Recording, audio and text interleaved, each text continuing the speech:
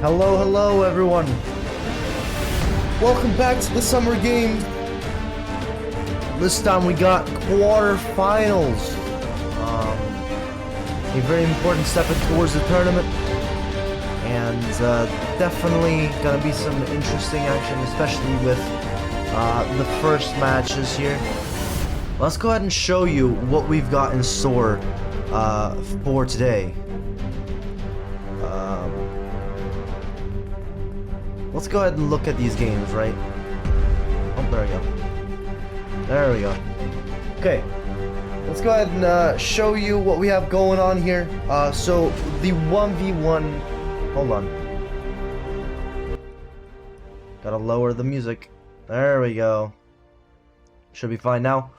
So we got the 1v1 quarterfinals, as I said, right? We got Segl and Artemworld up first.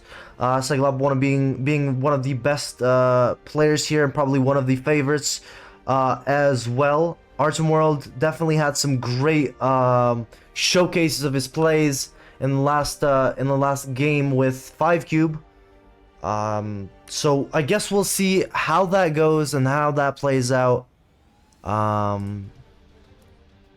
It could play out very, very well here. But I think we're definitely gonna see some action today, and that's the most important part. Today, I'm not joined by anyone, unfortunately. But we will be joined by our special guest, Zero, whenever he's available. Let's go ahead and drag these players in and get them sorted out.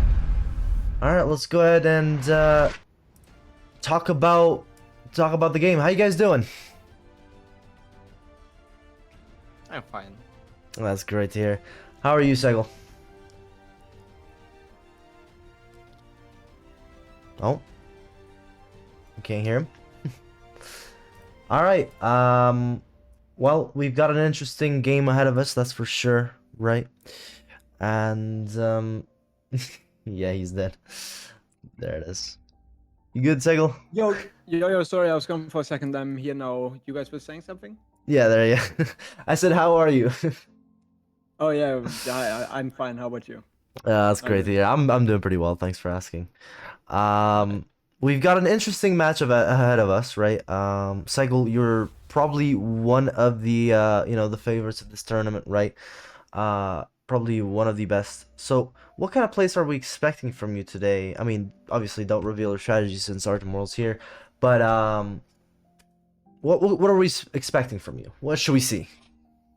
Well, I'm gonna stick to my usual plays, kind of like I don't feel like I have to mix up for now. I wanna kind of feel how my enemy is doing. First of all, I'm a bit like if I see him do something crazy, I think I might go a bit off script, right? Like innovate on the way, but otherwise I think I just do like a pretty usual build, normal build.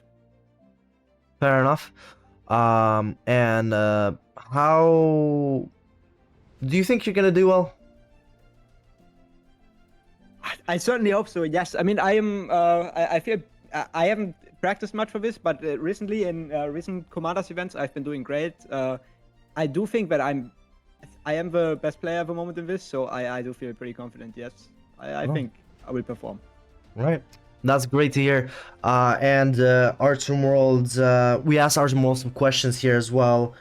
We said how does he feel going into this? You know, considering he's up against one of the best players here, and he said he's pretty sure he has a low chance to win, but he's gonna try his best. And I asked him, does he think he's gonna do well? And he responded with, indeed, I'm sure regardless of the outcome of the match, I'll show a good performance, and it will be indicative, right? So we'll see how that plays out. I mean, Segl, you seem pretty confident. Artemworld, obviously, it's kind of understandable going up one of the best players, but I think Artemworld has a good chance here. I mean, if he plays his card right, anyone can win, right? So that's kind of the point here. Yeah. Yeah, this is another best of one, right? Yeah, another best of one. So it's anyone's game then. Yeah, to quickly explain before we go into the wheel spin, right? This is still the best of one format, so that means one match decides the whole round, right? It's only one match to decide the winner that moves on to the semifinals. And then for the semifinals and finals, we'll have the best of 3 format, which we'll get into when we get there. But basically, we have a wheel spin here. You see the wheel at the bottom of your screen. We're gonna decide who gets to pick the map or the faction as we head into this game, okay? So we're gonna spin the wheel here at the bottom, and we're gonna see who gets it. All right, let's go ahead and do it and see who gets it. Ooh, okay. Artemworld is gonna be getting the first choice. Are you gonna be picking map or faction?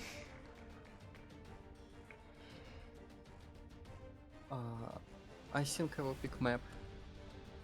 Hmm? Map. Map? Okay, which map? Alright. Oh, Ryan. Okay. Alright, fair enough. Segl, let's go ahead and get you in game. We sent you the code. If you don't see it, I can provide it for you as well.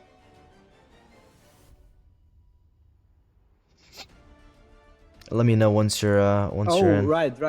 We have an idea already. Yeah, sorry. Yeah, you're good. Alright, well, which faction are you picking? Since we're not here yet. There are no bands, right? There are no bans, no. Okay. Wait, I gotta think 1 second, okay? Well,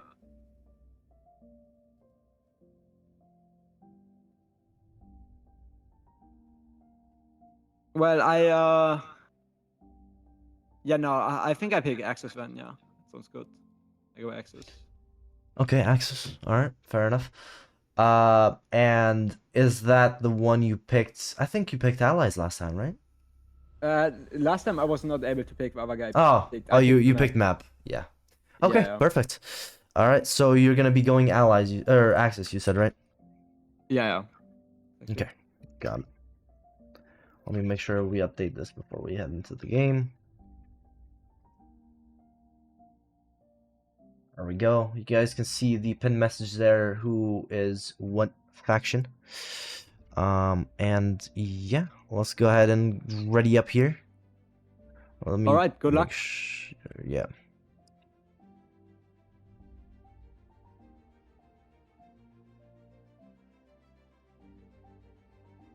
Yeah, good luck. Good luck to you guys. Thank you for coming out, and yeah, basically good luck. Make sure you obviously share your screen and everything for the moderator in this game. Yeah. Bye-bye. Yeah. Bye-bye. I think I cut him off earlier. My bad. Let's go ahead and switch to our main scene here. And make sure our game's actually working. I think we're good now. They've got all their actions picked. Let's go ahead and start this game. Gonna be an interesting one, like I said, right? A lot of these players, they have experience in the mod for a while, but as we said here, Segl hasn't done a lot in the past couple of days in terms of practice. I'm guessing from what he said, right? So we're definitely gonna see some interesting plays coming in here shortly. Let me go ahead and switch the timer. There we go. All right, we're officially underway with the first match of the quarterfinals here, and we're gonna get going.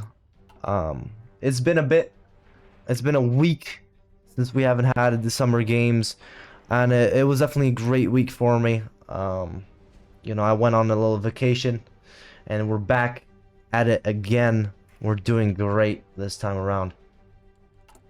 Let's go ahead and see what they've got going on here. Make sure.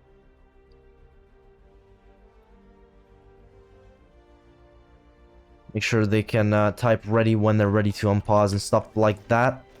They've both got, you know, rapid industrialization. Segl going for the land warfare facility in Brandenburg. And obviously converting some mills, or some civs to mills. Same build from Artemworld. He's got a bit more civs on Q, or mills on Q conversion. In terms of research, Segl's going dispersed industry, improved machine tools, improved artillery. He's probably going for a tank build, but that will be decided once he, you know, decides if he's going for the maintenance, I believe it is here. Yeah, maintenance company. He's also tech juggling, which is interesting. We often see this happen. Same thing for Artemworld here. He's got concentrated though. So basically, we got some sort of mirroring, right? So we'll see what happens. I mean, it's some interesting plays for sure. I want to ask the people of the stream here: is my music too loud? Just in case, I want to know. If it is, I will turn it down. But yeah, let's go ahead and run the prediction as well here, because we haven't done that yet. Who will win this match? Segl or Artemworld? Let's go ahead and start that. Oh, not 30 seconds. Let's go ahead and make sure it's 10 minutes.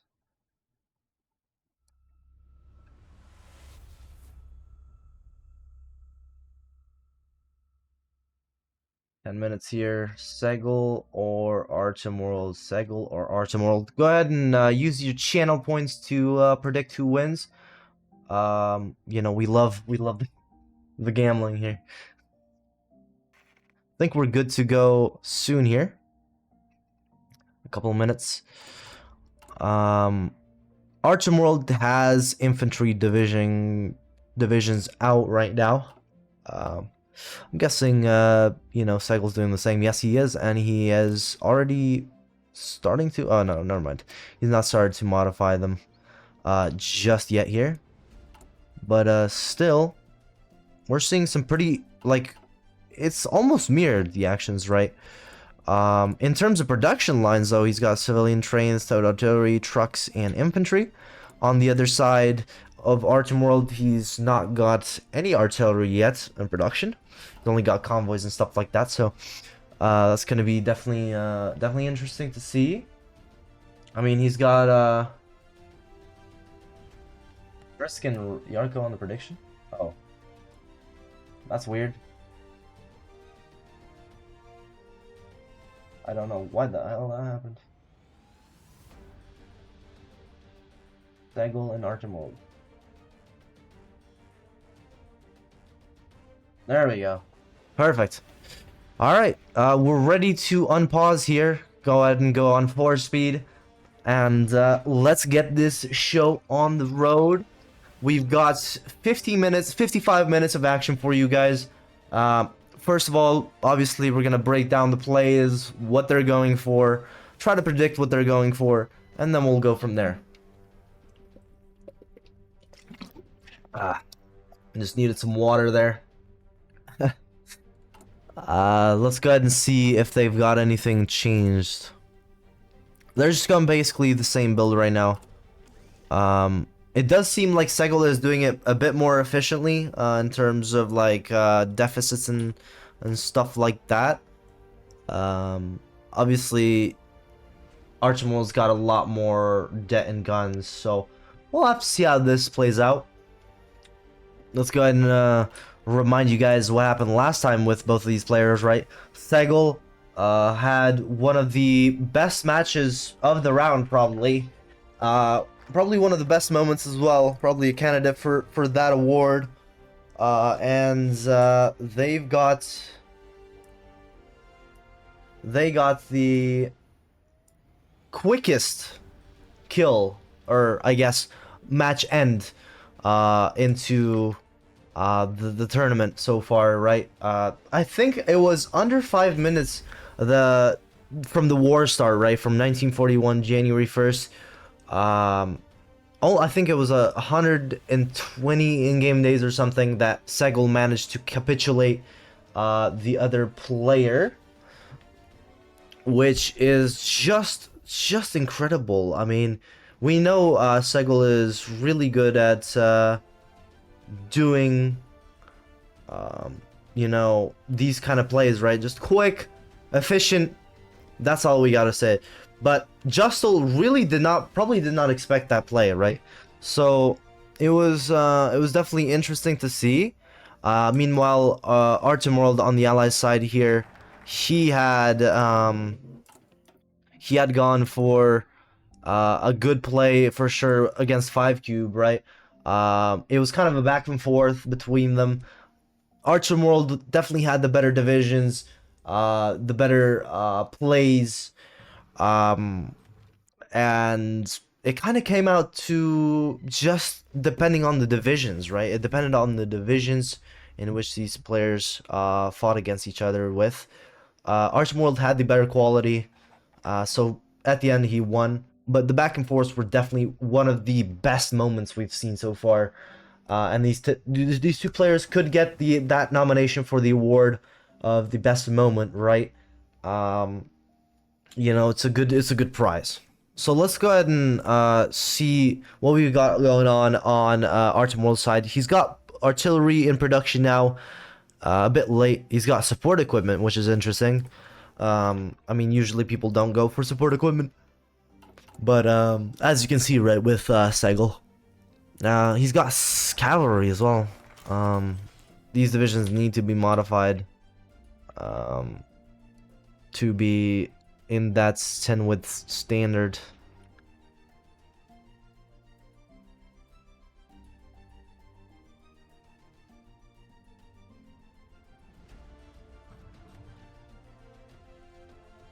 So, definitely an interesting matchup. We're gonna see what happens here as we break down these plays.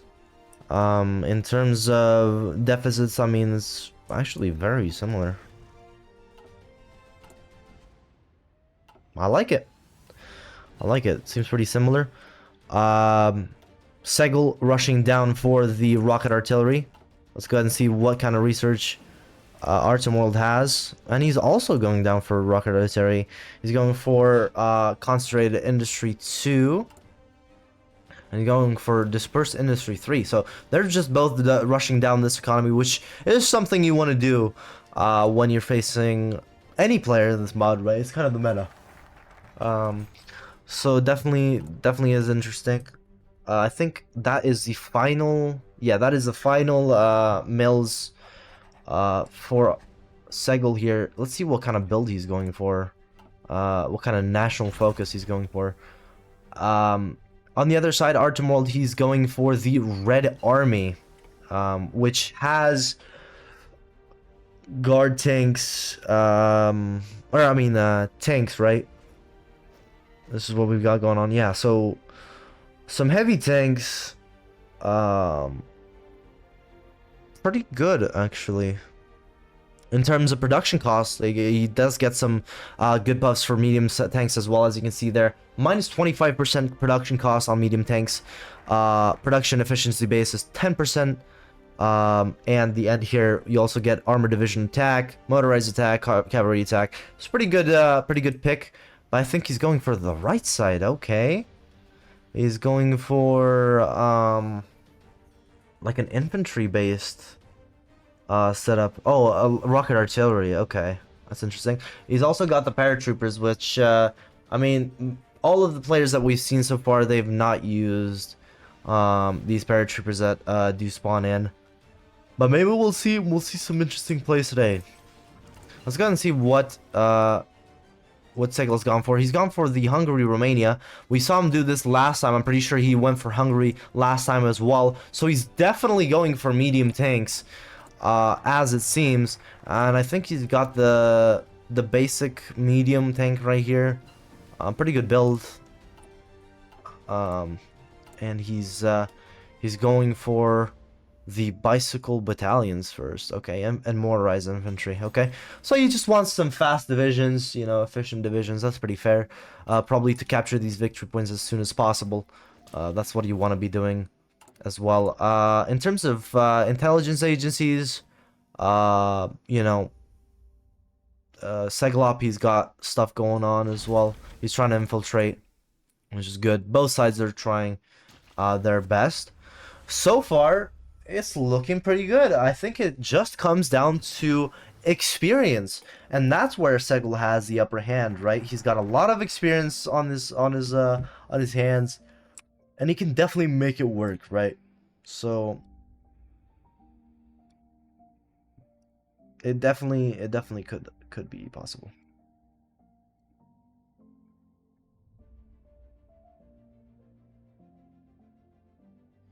Alrighty.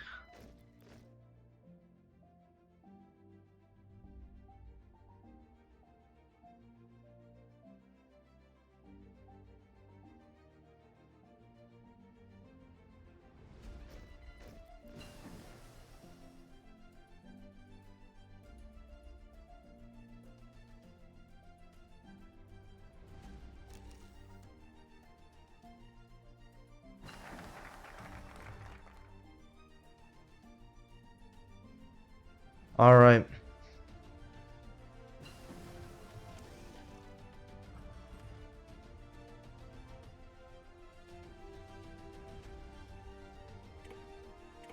Let's go ahead and see what Artemworld has going on. He's going for the Stalin Orange. Last time we saw pretty good plays with these, right? I don't know how well they work with this map, but they're good. They're good motorized rocket artillery. That's gonna work in favor of them. Oh, an Axis operative has been captured. Got it. Segl going for the rocket artillery upgrade. I don't think we've seen that yet. That's pretty good. And I think he was tech juggling. He's got guns too as well in production. Let's go ahead and see what he's got actually in production. He's got improved anti-air, towed artillery, normal infantry, and trucks and trains, which is the basic stuff we got going on here. On the ally side though, let's go ahead and see. We've got basic medium flame tanks. Let's go ahead and go 3-speed. Let's go ahead and see what happens here. Last time we had Segl, you know, starting off and killing his opponent, or ending his opponent's match pretty quickly. So let's go ahead and see what happens here. These cavalry divisions are within our limits now. That's great. He's got support artillery, anti-air, and normal artillery in these cavalry divisions, as well as the basic infantry. No changes there. Let's go ahead and see Artemworld's side. He's got medium flame tanks, support artillery, recon. And I'm guessing he's not done. He's not done the recon trick where you can disable the support equipment totally to get less you know, deficits on that side. Support rocket artillery, it's decently expensive. A rifle corps, it's a base of infantry division, 22 width, and rocket artillery. Already we see an encirclement from Artemworld. I did not even get to capture that. That's unfortunate. Let's go ahead and see what he's got going on. I mean, the south is in pretty well. The encirclement was 2 divisions of cavalry, as we saw from the Axis side. Let's go ahead and switch over to Segl here and see what he's got going on. We might see another encirclement from Segl here. He's pinning those divisions down. We might actually see these two divisions encircled. One makes it out. We might see maybe an encirclement. These divisions are still not breaking out. I don't think he's gonna hold this line forever, and it's definitely not working out well for him. Wow, his troops got overran, but the lines are kind of cut off. So Segl is just going for, you know, reading between the lines, but it's not working out for him. Ooh, okay. I did not get to see that. Segl just encircled 5 divisions in the east here, but he did sacrifice 2 of his cavalry divisions. But Artemworld encircled the divisions. That's my bad. We gotta see a bit of a line break from Segl as 2 more divisions get encircled. So we're seeing some interesting stuff. I mean, these cavalry divisions are fighting against each other, but there's a lot of break or lines that are broken here, which is the unfortunate part, right? He needs to secure this front line a bit easier, or he could have a lot of divisions circled next to Coln here, or Köln. So this could be very fatal if he doesn't secure it. He's got 6 divisions down in the northwest here. Definitely good plays. I mean, he's trying his best to keep these divisions encircled and not let them through. In terms of supply, I mean, they've got no supply right now, obviously. So that's gone. Those 6 divisions are definitely gone. And nonetheless, they have been liquidated. There's a lot of space in between the lines here for Segl, or for Artemworld, that Segl could use to his advantage. But as of right now, Artemworld is fucking hitting him. Really? I mean, these stats are better. I mean, he's got quantity as well. Yeah, Segl could definitely lose this if he plays his cards right? Or if Artemworld plays his cards right. He's pushing him through. He's just crushing these divisions, really. He's not really doing a lot in terms of attack, but he's trying his best, right? Cavalry he's trying to get more cavalry out.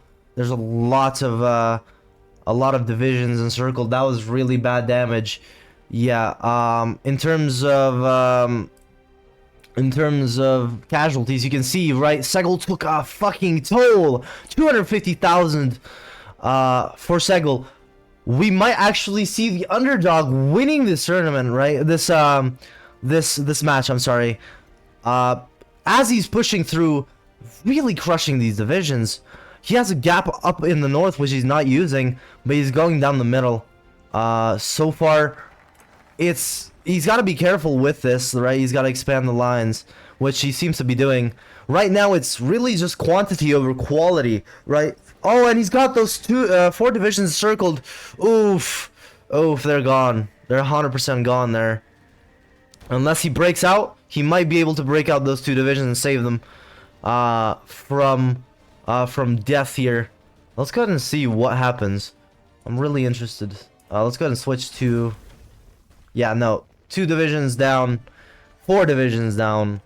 And that was a pretty big loss from Artemworld there as well. Not as bad as Segl, but he's still losing a lot here. He's got to be careful. He's got to chill right now and make sure he gets those gets more divisions out. I think that could be a good you know, start. He's got extensive conscription, so you can definitely pump out some divisions and get this going. This attack could just be the end for Segl, if Artemworld plays it right, which I think he's a bit cocky right now. I mean, he saw those openings and he used them well, right? But he kind of overextended. I guess we'll see from here if we can get something done. Oh my god, wait, we might see another encirclement of 6 divisions. This could be fatal for Segl here. Oh, okay. Those 2 divisions have been encircled. It's a lot going on, especially with a one-man crew. Oh my god, 6 divisions have been encircled from, like, he needs to hold it. He needs to hold it. Artemworld needs to hold it. If he can hold this, which he doesn't, he could still pin them down, though. He could still pin them down. Segl's got those 2 divisions still encircled, right? They're working out. And he's got 2 infantry divisions, which we've showed before, right? 12 with basic infantry, just on the capital there. And those 2 divisions have been liquidated. Either way, Artemworld is pushing through, whether Segl likes it or not. He's pushing through hard. He's pushing through hard. And we just need to see Artemworld play really carefully here. And we might actually get a surprise win.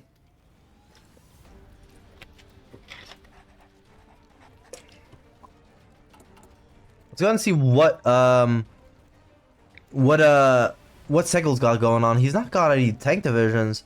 I mean, you can't really afford them right now, right? Deficit looking pretty similar.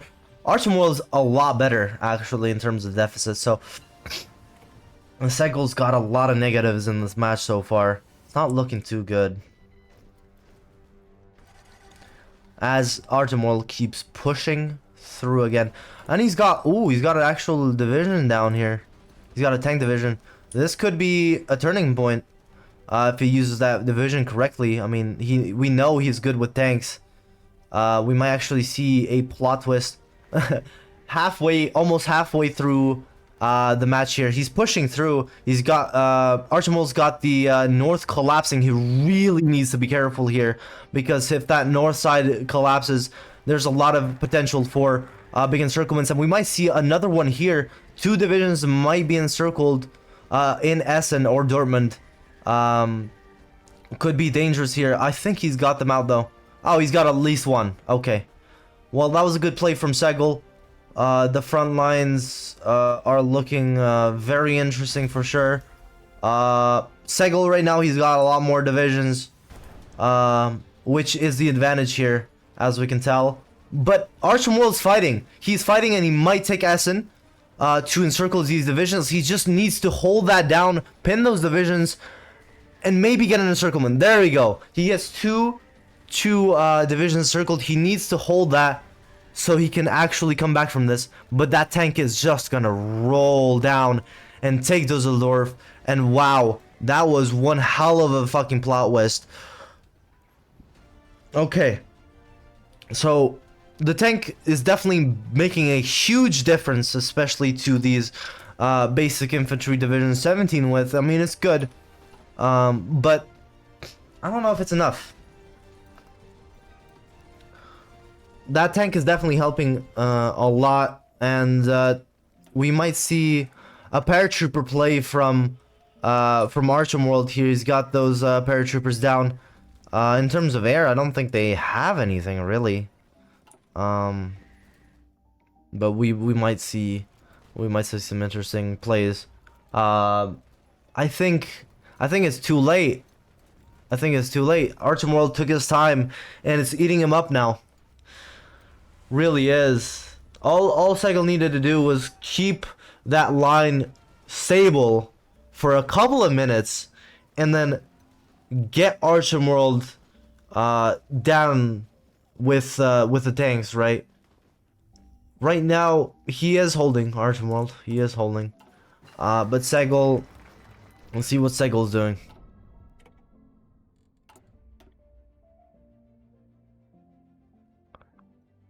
He's got some division speed for... Oh, as a leader. Okay, he's got the Wehrmacht leader. Which will help him out with the bonuses that you saw on screen. The recovery rate, it's a good general. We might see another encirclement from Segl here as he's making his way through. He's just plying through these divisions. But he needs to be careful. He really does, because although he might have the tank, I don't think he has the better infantry here. Oh, I can't switch. There you go. Perfect. So you got 20 width with more flame tanks and supporter rocket artillery on the Artemworld side. Let's go ahead and see what happens here. Segl is pushing through, and we need to see what happens, because I think so far it's been pretty equal. And I like what I'm seeing, right? I really do.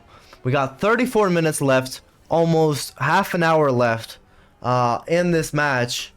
And so far, the Axis player has a lot less points than the Allies player.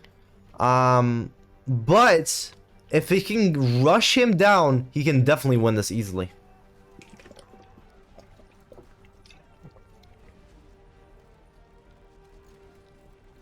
So far, I think we're actually gonna see Segl do something here because he's kind of being a little bit slower than usual.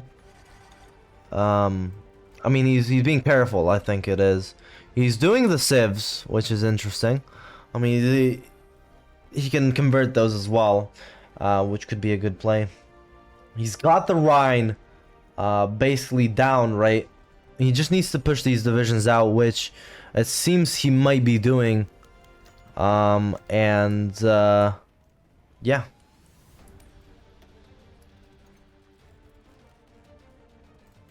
Mutinies in the army. Wow. Segl's got a lot to do here. That shouldn't affect the game. There we go. Supply is looking good though. Supply is definitely looking a lot better that I would have anticipated. I mean, with all these bombings and stuff.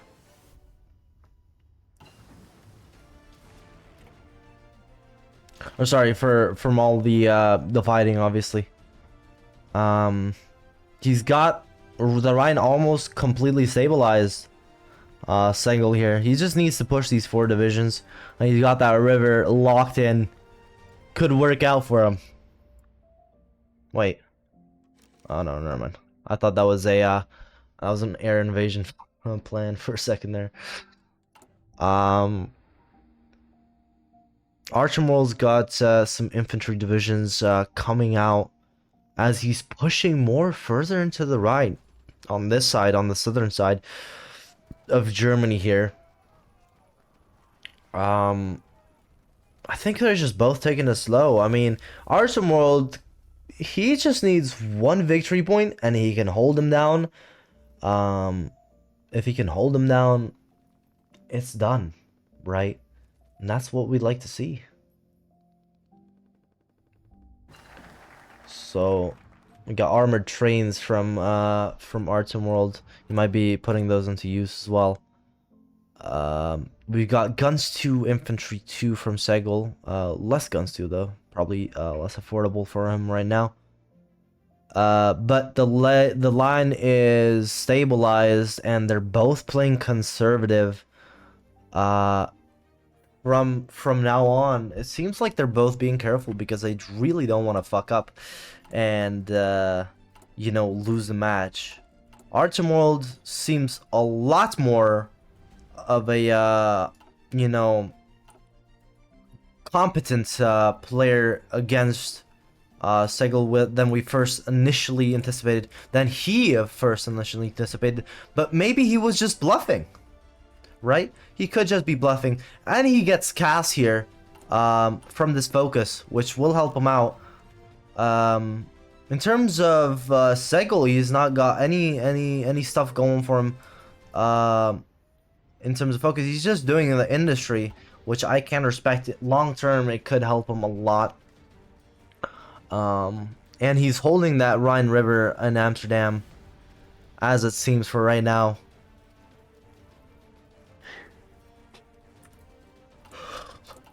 Are those divisions out? I think they are. So, in terms of division count, since you guys can't see it, we've got 48 on the side of Artemworld with 1 Marshal, and then we've got 49 on the side of Segl with 1 Field Marshal. So, very equal. Very equal.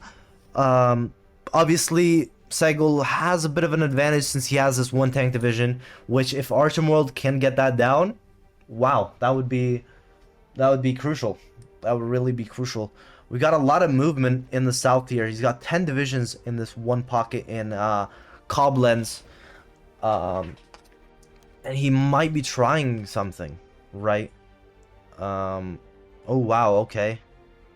So on the side of the Axis, we might be seeing some really deep infiltration, which could be really bad.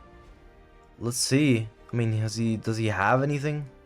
He's got make resistance contacts, which I mean I don't understand much on terms of intelligence, which is unfortunate. But he's definitely infiltrated a lot more than than you know, he has, or that Segl has, right? So, very interesting, very interesting.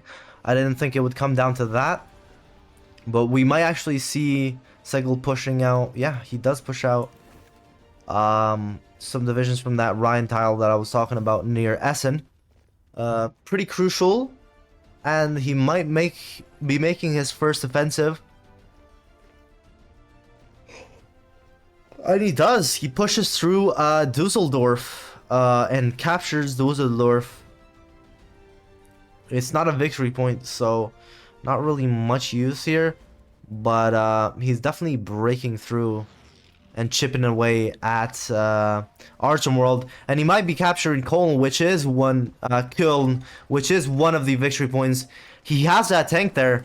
I don't know why Artemworld didn't put more divisions down. I mean, on that side, right? Because now he's got Segl's got all 3 victory points. And he could just chip away at him now.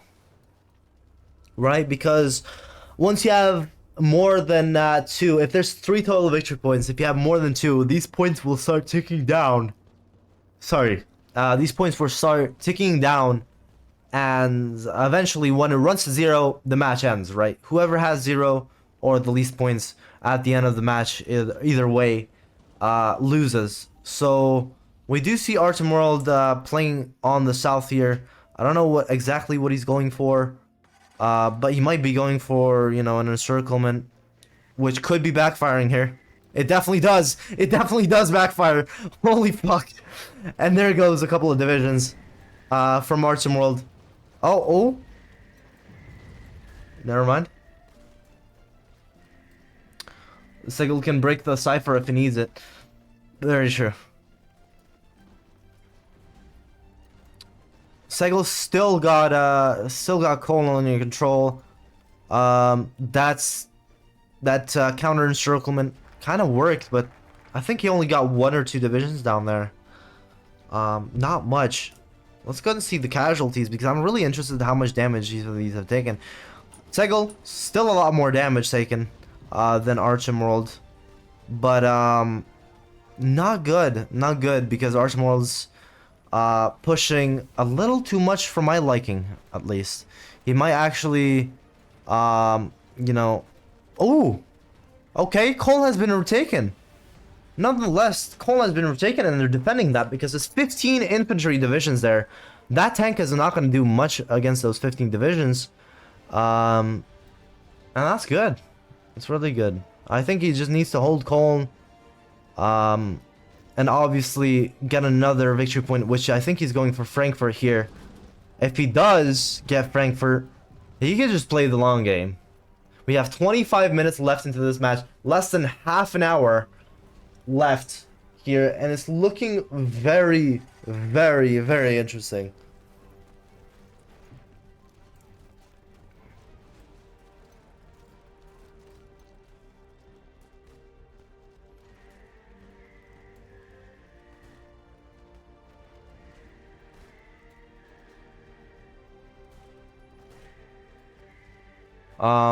Segl's got more divisions down there. I think he's kind of noticed what's been happening in the south, and he does not want to let that happen. He does not want to let go of Frankfurt. But if the tides don't switch and we stay like this, the Axis will win in 135 days, as you can see there. Which, yes, this kind of makes Artemworld want to be aggressive. He needs to be aggressive because there's no other way around, right? Let's go ahead and see what he's going on right now. He's got the last tree here, which gives him some bonuses or organization, regain, reinforce rate, and encirclement penalty minus 15%. Wow, it's really good, especially with Segl. But he might actually get these divisions encircled. Okay, he did, but I don't think he's gonna hold it. He might not be holding it. Maybe He does hold it. Okay. Never mind. Okay. So, Artemworld's chipping away at him. Segl has just lost another 2 divisions. That right now, they're both equal with the amount of divisions. This game has been probably the most interesting game I've seen so far. In terms of plays, right? Because both of these players are equal. I think the allies just got decrypted as well.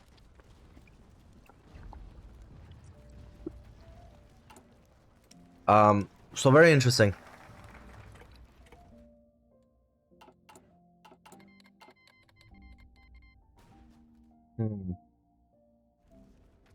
Yeah, Artemworld, I don't know. He might be pushing for Frankfurt. I think that's his general idea here. He might be wanting to devastate Segl here with another encirclement, which is gonna happen. This encirclement is 100% gonna happen. Oh, never mind. Never mind. Segl actually doesn't let him pin the divisions down. Wow, okay. He might still get it though, but I doubt it. I doubt he will. He's on the almost on the gates of Frankfurt now, which is good for Artemworld, obviously. I think he's added support artillery to these cavalry divisions, Segl here. So let's go ahead and see what happens with Frankfurt. Will we have a Battle of Frankfurt soon? I think we will. Artemworld's pushing on the other side of the river for whatever reason. I think the main fighting is happening in the south here, which Artemworld is winning because I think Segl is hyper focused on the north, which we might see an actual offensive here in the north from Artemworld, but he's got a lot more divisions in the north than in the south, which is costing him a lot here. And so far, both of these players have played it really well, really carefully, and he's got 1 division down. I don't know if that was 1 or more. That was unfortunate. It's kind of hard to see everything that happens on screen, but the lines of Artemworld seem to be breaking, but nonetheless, he does get 4 divisions encircled. I don't think he holds that at all. He doesn't. He needs to have more divisions on these tiles to secure the encirclement. He can't just be encircling 5 divisions with 3 units. And this offensive has completely taken a turn as Segl found some, you know, breakings and openings in the lines, and he's doing the same sort of thing in next to the river here, which is gonna cost Artemworld if he's not careful, right? We'll have to see what Segl can do. I think he's stabilized the front line though, nonetheless. Or maybe not. Maybe not. Essen is down. And Artemworld is pushing through the middle now. And in the north. Oh, okay. The north is not working very well. But the push for Frankfurt still continues. And we got 19 minutes left. And we might see a better... Ooh, what is this play? Why is he pushing through? Okay. Interesting. Yeah. Ooh! Oh my god! 10 divisions that's just been encircled! As I said, right, once the lines break, you gotta be careful for the lines not to break, because you have losses like that. And that is game over, almost, right? Because 10 divisions just died for no reason. I mean, he really rushed that. He shouldn't have. He really did. And that was just unfortunate. Okay. Okay. Segl. My boy. I love to see it. You love to see it. See, another break of the line there. Segl is definitely going to use that. Oh. Okay. He's trying to pin them down to save these divisions and stabilize the line, which sort of has in the north there. Artemworld still plowing through. He saw 10 divisions die in the south, southeast, but he's actually pretty good in the north so far. Again, he needs to be careful not to break the line, because if he does, he's gonna pay a very big price like we saw last time, right? 10 divisions. Nonetheless, he's pushing. He really is. Amsterdam actually might break soon. But again, a break in the lines. Will Segl use it this time? He's got that tank division. I don't know where he's putting that tank division down. I think we're gonna see an encirclement from Segl, you know, using these lines. Oh my god. What is happening? We got a back and forth from Segl and Artemworld. This could be the end of the game, depending on what the outcome is for each party. Let's see what happens here. Dortmund is back on Segl's hands, but Artemworld manages to, you know, stabilize the line and, you know, not risk an encirclement. So, Essen, yeah, everything's falling on this side. Okay. That tank is doing justice. That tank is doing justice. As we saw, right, he had no organization over here. He went back and then clammed down on those divisions. So I think that was his plan, right, to use the tank. And it's definitely working. That tank is destroying all infantry.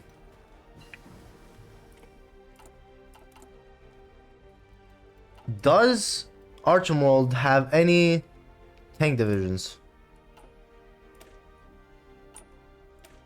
Nothing other than a flame tank. I think the turning point could be that, oh, yep, the Axis has decrypted the ciphers of Artemworld. Again, another push in the north. I don't know exactly what Artemworld's going for here. I think he's just trying to overwhelm Segl, as it seems, right? Because he's pushing in the middle, he's pushing in the north, he's trying to push in the south sometimes, and I think he's doing a good job at sort of overwhelming him, but I think he's rushing everything down, which isn't working out quite as well for him. Because, as we saw Artemworld pushing past the Rhine at least 10 times, but it's not worked well.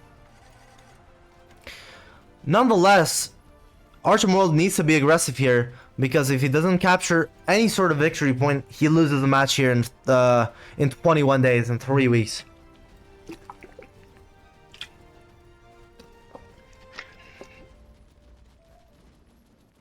Alright.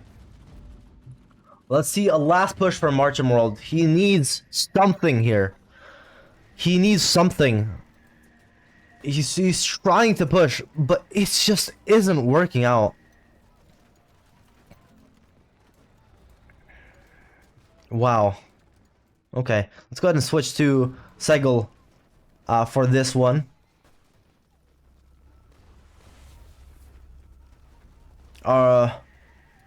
Segl, his lines are falling in Dortmund, which is unfortunate, and we might actually see a push in Frankfurt, and it looks like it. Looks like we might see a push in Frankfurt, which could be a turning point. He did get those divisions encircled. One of them died, but Segl managed to break out on the last second of this game. So, or the last second there of the encirclement.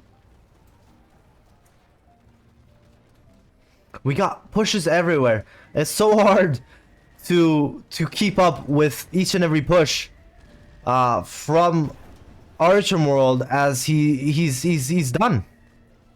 He's got 4 points. It's done in 3 days. Wow. What a match. What a match. and Segl wins the game. Wow. Woo! Yeah. No, Segl definitely saved it with that 10 division encirclement. That was incredible from Segl, right? I don't think he would have actually came back if he didn't do that that insane play that we saw there. Fucking incredible. Holy shit. Let's go ahead and you know, take some interviews in here.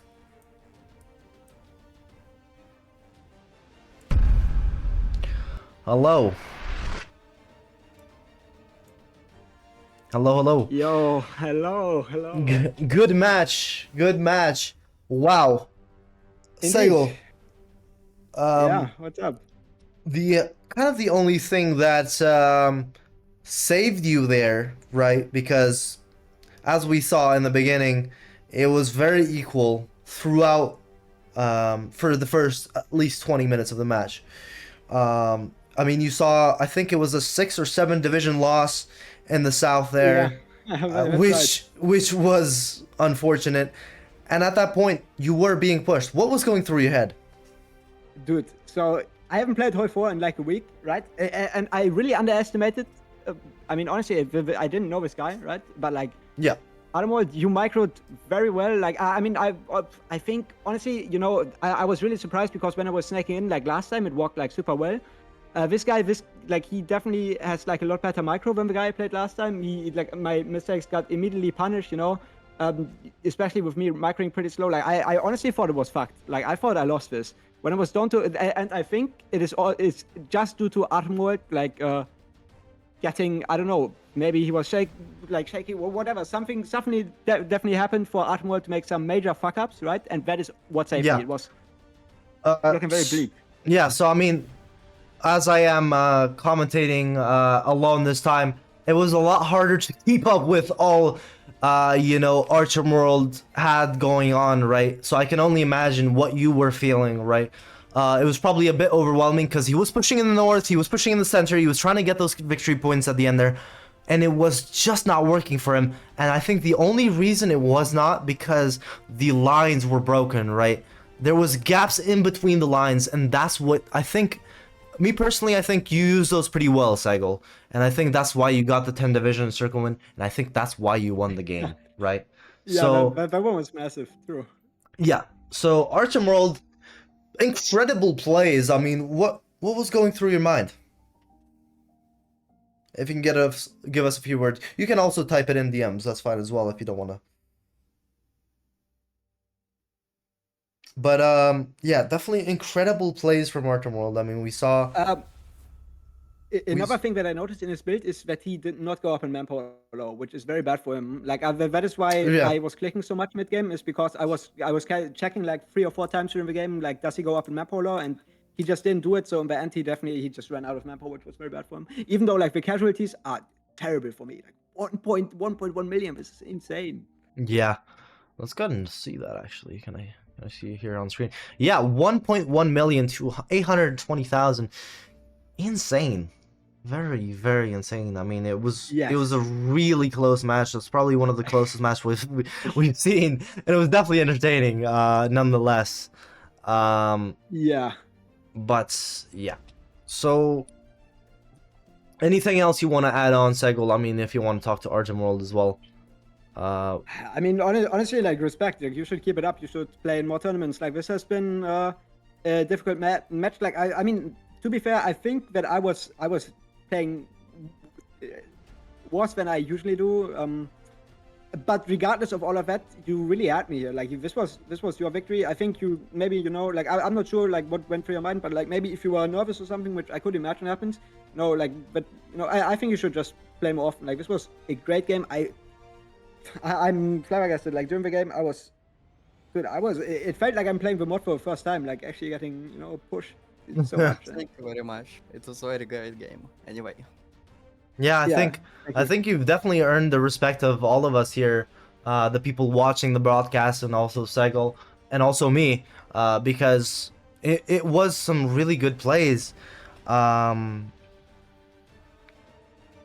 Yeah. It was very interesting.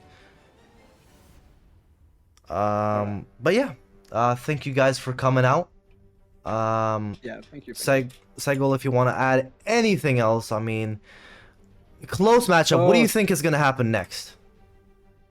You mean for the next matchups or for my next games? Like, For your next games, and also the matchups. Actually, I wanted to take your input on that. okay, so I don't know many people. Like I don't know the BigFrog or Yolk. Although I think I heard Yolk before, so that guy might be a little bit favored. But who I'm definitely know is Jarko. I think Jarko is the second or third strongest player in the tournament. I think Jarko has a very good shot at winning and also beating me. And then we have Bjuge, right, who has been playing, was my duo mate for quite a bit. Huh? So I believe Bjuge has also good chances of making it into the final. Like either one, Jarko or Bjuge, they could both do it. For me personally, I think for my next matchups, like I'm not sure against who's gonna be, but probably against Yolk and then the finals. Like yeah, for the next ones, I am gonna prepare a lot more. I mean, Due to this. Yeah, I really have to, like, this was a wake-up call. I really have to, yeah, have to stay with the flow, kind of, you know, like if you don't play for a bit, like your micro gets rusty, and Yeah. especially in the best of one format, you just need one bad game of micro. Like me in the beginning here, like I lost so many divisions due to bad micro, and you know, and then you're out of the tournament. Like this can always happen. That's why I also said like best of ones are just, you know, a toss up, and Yeah. yeah. No, definitely. I think you're pretty spot on with that. I mean, you were pretty confident going into this. Yeah. I think Right. Artemworld kind of was, you know, kind of bluffing a little bit. You know, that's what I suspected. You know, when he was like, "Oh, I don't think I'm gonna, you know, win," and stuff like that. Which, I mean, in the end, it proved true, but it was really close, right? Yeah, that's true. That's true. So, thank you again, and I guess you're gonna have to see the broadcast for the other matches to see who wins, who's your next opponent. We got, I believe it's, let's go ahead and see here. It's BigFrog and Yolk next. So, we got BigFrog and Yolk next. So that will determine who you're playing up against. But thank you again for coming out, and yeah, have a great rest of your day. Thank you. Bye. Bye, guys. Bye. Alrighty. Wow. That was a lot to take in for sure. That was incredible. Let's go ahead and see the updated standings here. Oh, sorry. There you go. The updated standings, or the bracket, right? Segl moves on just barely moves on to the semifinals. Respect to Artemworld. Definitely was a fantastic match. And we're gonna see what happens with the next matchup, which is in 15 minutes. Let's go ahead and make sure.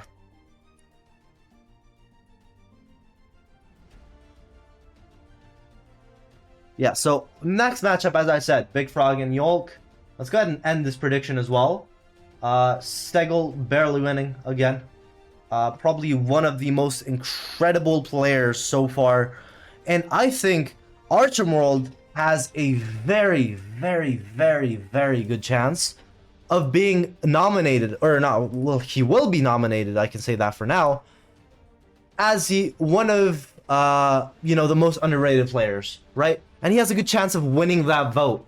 I believe he does. So, still, he lost, but he can definitely win some money here, still, right?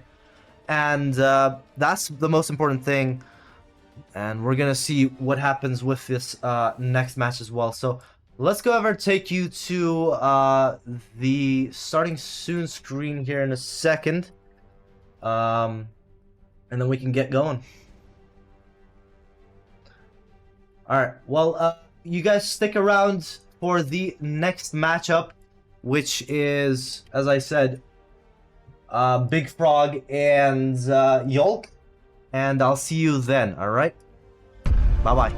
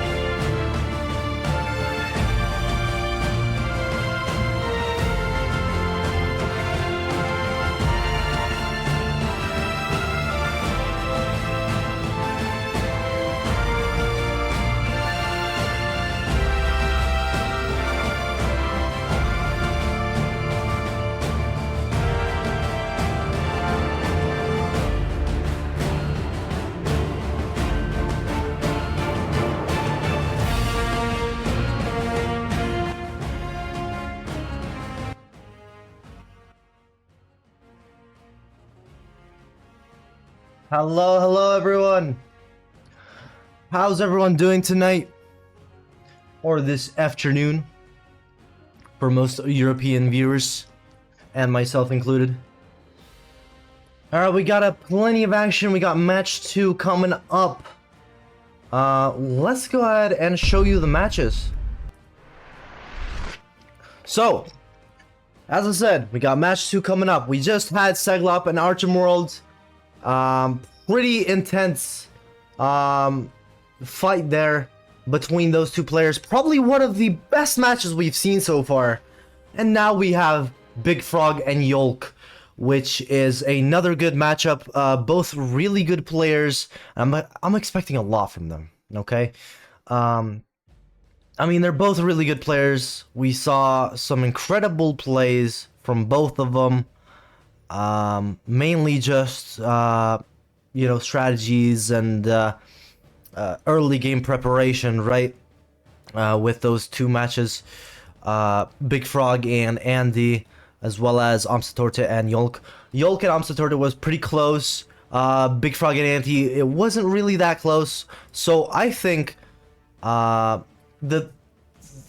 matchup is good, but I think BigFrog could actually pull it off here.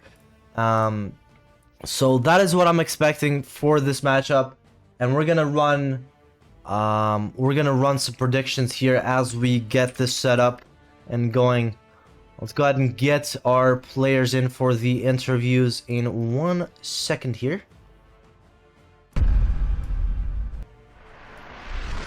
Let's go ahead and get Yolk in here, since BigFrog is unable to talk some right now, taking interviews.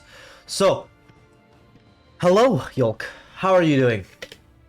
I'm doing great. How are you doing? I'm doing pretty amazing. I don't know if you watched the first game. It was pretty good. Definitely, you know, watch the VOD if you haven't already, guys. You know, shameless plug. But basically, I think it's a close game today between you and BigFrog.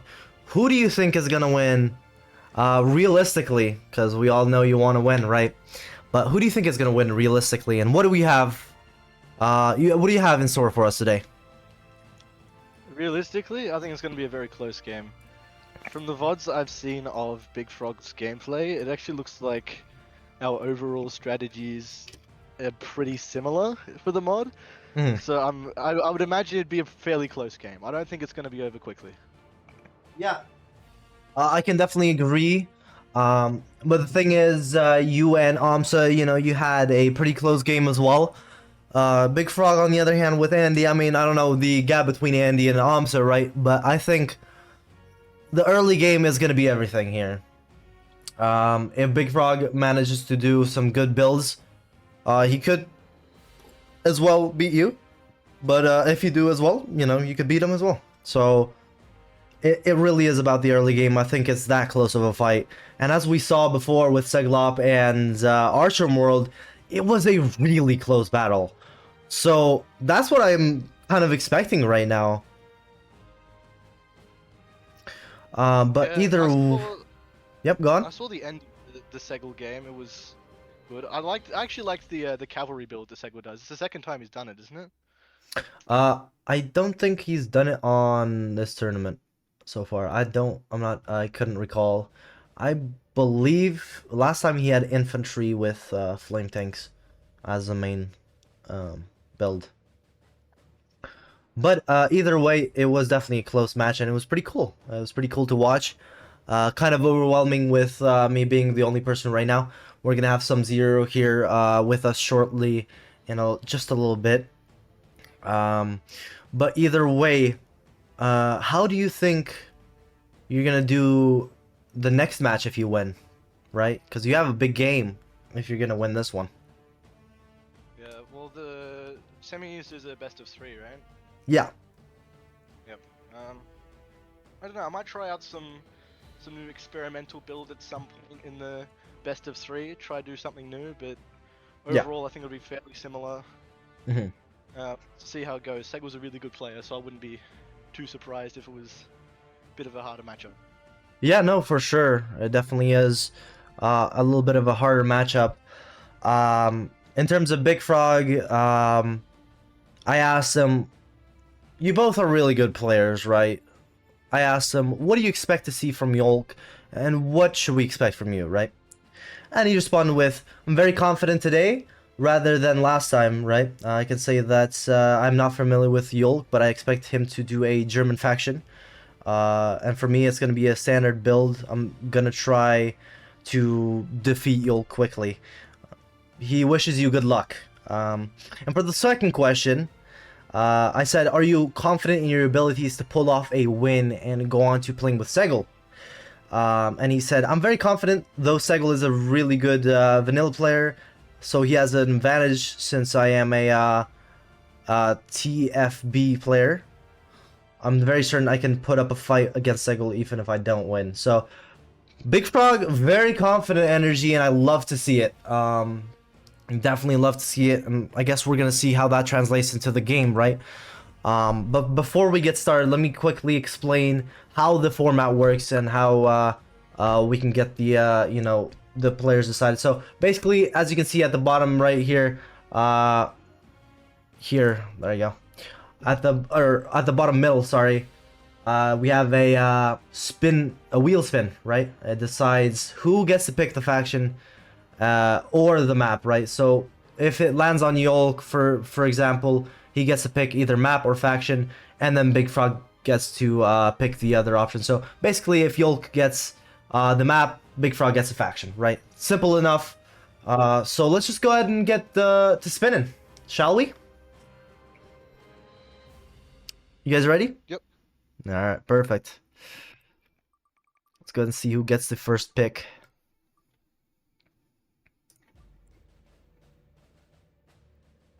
Okay, BigFrog. Okay, I choose a map. You choose map. All right, which map are you choosing today? At the gates. At the gates. At the gates. Okay, so we got the second time this map has popped up here. The Russia map, right? Good pick. All right, Yolk, what are you gonna be choosing in terms of factions? I'll pick Axis. Okay. All right. Fair enough. All right. Do you guys have any other comments before we get into this? Nope. Good luck, Alright. Yolk. Good luck.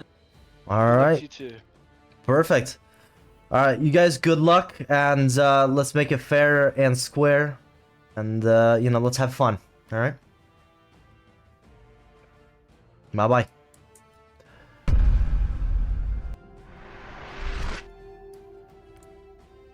Alrighty. So, we've got 1 hour of power, as some people might say. Definitely gonna be an interesting a matchup for sure. Let's actually get this going. 1 second.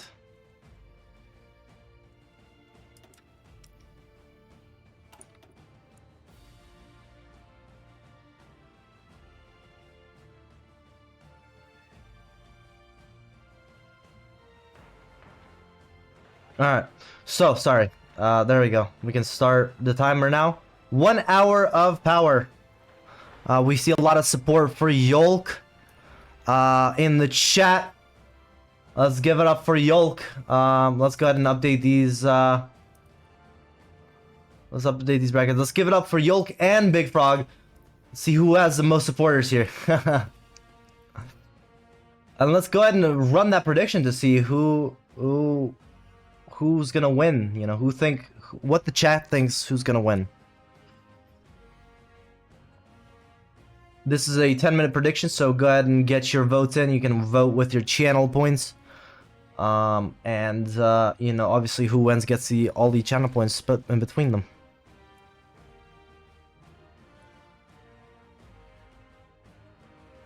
Alright. We got that updated. Let me unclick that so we know. BigFrog is the GOAT from Ariel, his teammate, right in the chat.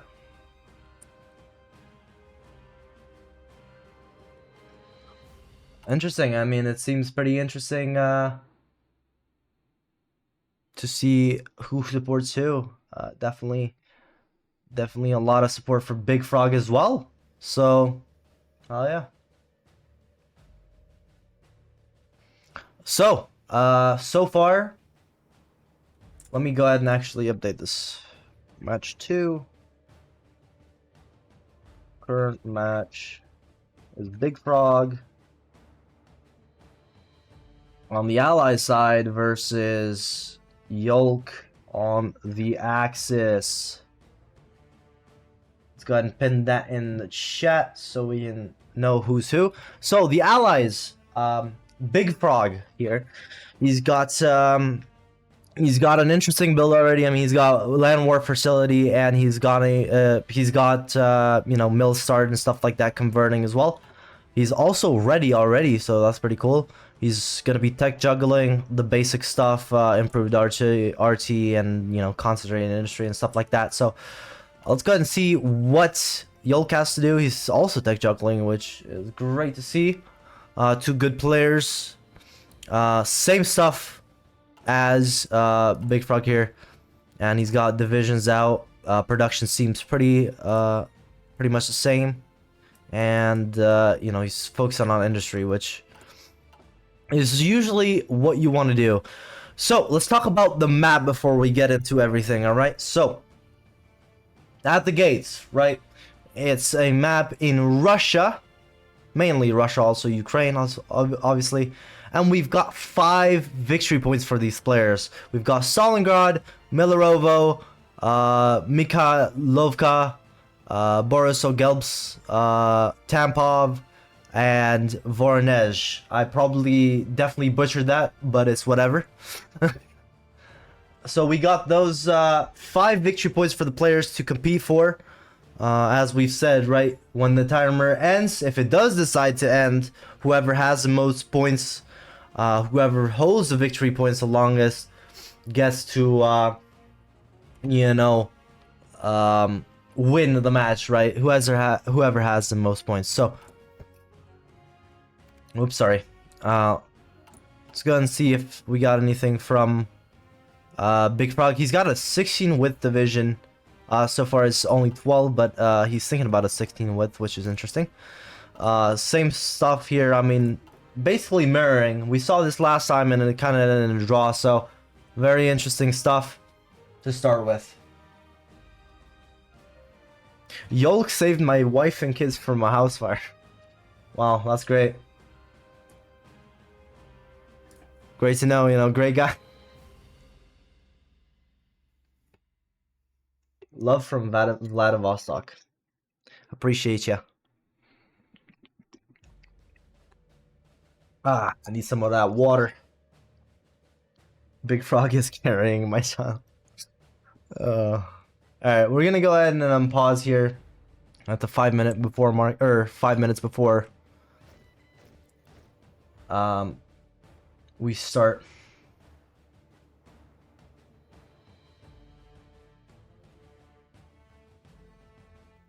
Yolk, every unit you encircle, I take a shot. Wow, interesting stuff. We got the Aussies in action here. For Yolk. Very interesting stuff. BigFrog so far seems to be the favorite of the game. Although, we don't know if we've got, you know, all the people voting here. So, let's go ahead and get some votes down, guys. 4,000 points is crazy. Let's go ahead and switch over to our main theme here. Best of 1 format, as we explained earlier on. So only 1 match to decide who wins here, to go on to the next fight for Segl, who is also joining us in the stream, I believe. I see you in the chat, or not in the chat, in the follow. Thank you for the follows, guys. Let's go ahead and get some more hype going. It's the quarterfinals of the Summer Games. We've got a couple more matches for the 1v1s. And then we'll move on to the 2v2s. Already almost over. And tomorrow, or today, we've got Some Zero. And tomorrow, we've got Tommy K. So, let's get some hype going for them too, and let's see what this where this ends up.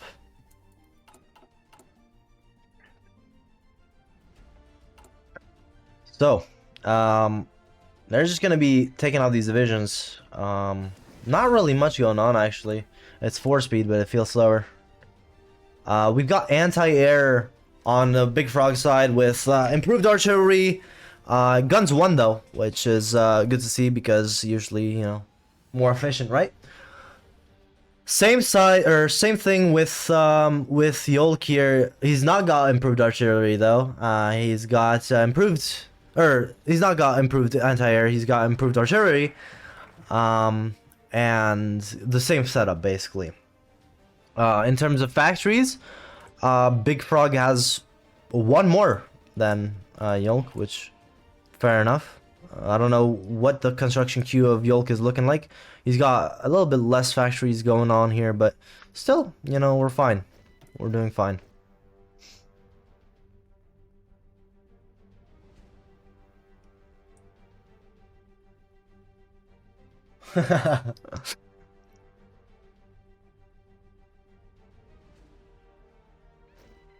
EU4. Yeah, EU4 is a great game.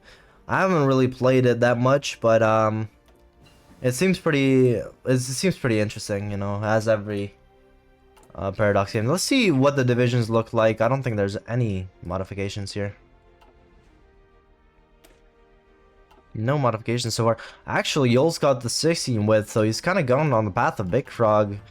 Although he's not updated his, you know, division width to, you know, 16.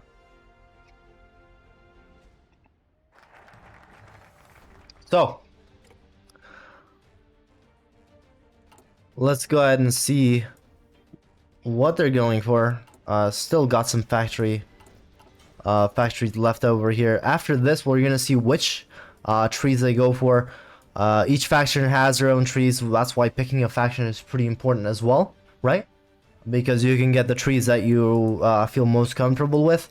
But the thing is, each tree kind of has a meta, like each map has a meta for, you know, the builds, right? So you have to kind of adapt. Here are the focus trees for each faction, as I showed you before. And then we'll get into breaking down what the players are thinking.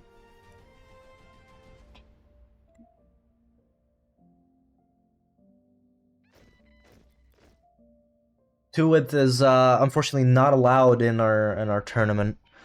The minimum width of a division should be 10 width, to prevent any infantry spamming and, you know.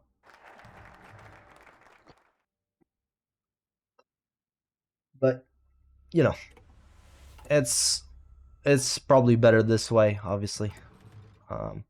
Right now, looking pretty interesting. And BigFrog's got the flamethrower tank researched, so that's good.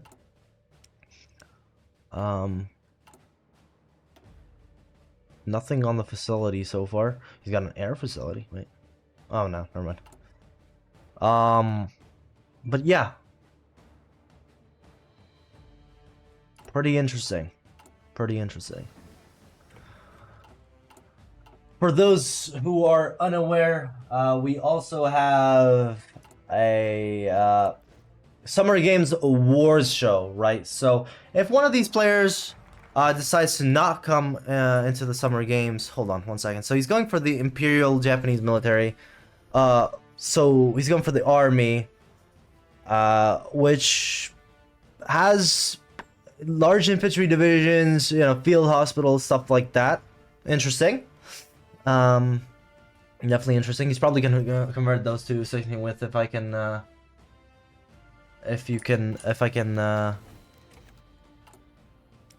you know, predict that correctly.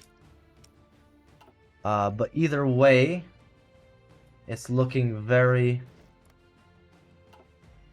equal so far. It's not that bad.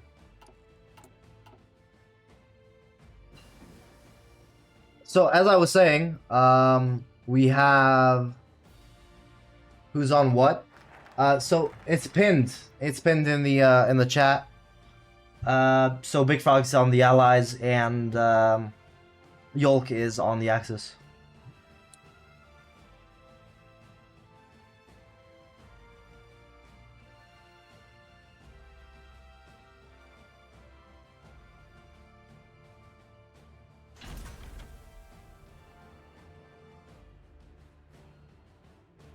But either way, as I said, we have Summer Games Awards, right? Each player, even if they don't win here, they can win an award for a specific play or a specific title. So we got underrated player, best moment, and community champion, which all of these titles are decided by the community to win them and to vote. So, yeah, interesting. So we've got the U.S. forces on BigFrog's side.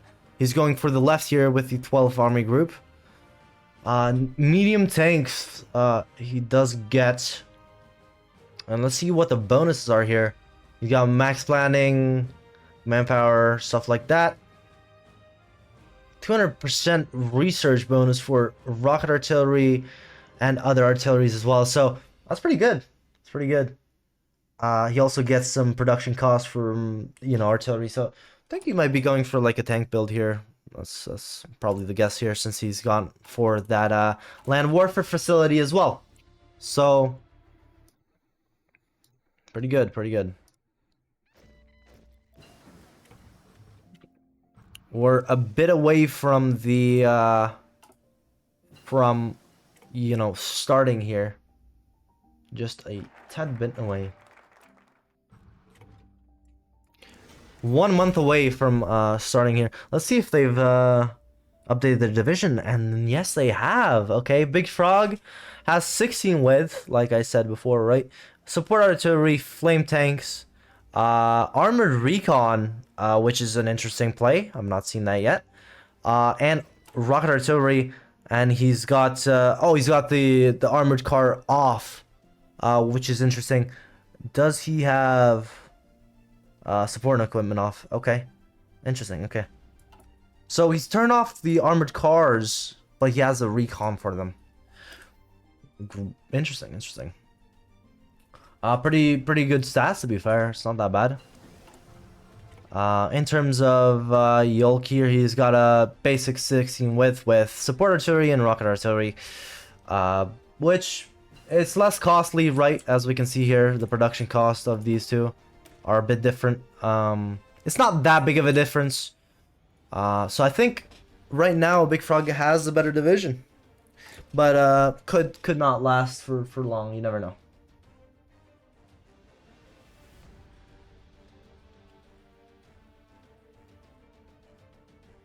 Since the VPs are closer to the allies, don't they have an advantage? Technically, I would think that they do have an advantage. Although, wait, is it 3? So it's 2 VPs on this side and 3 on the other side.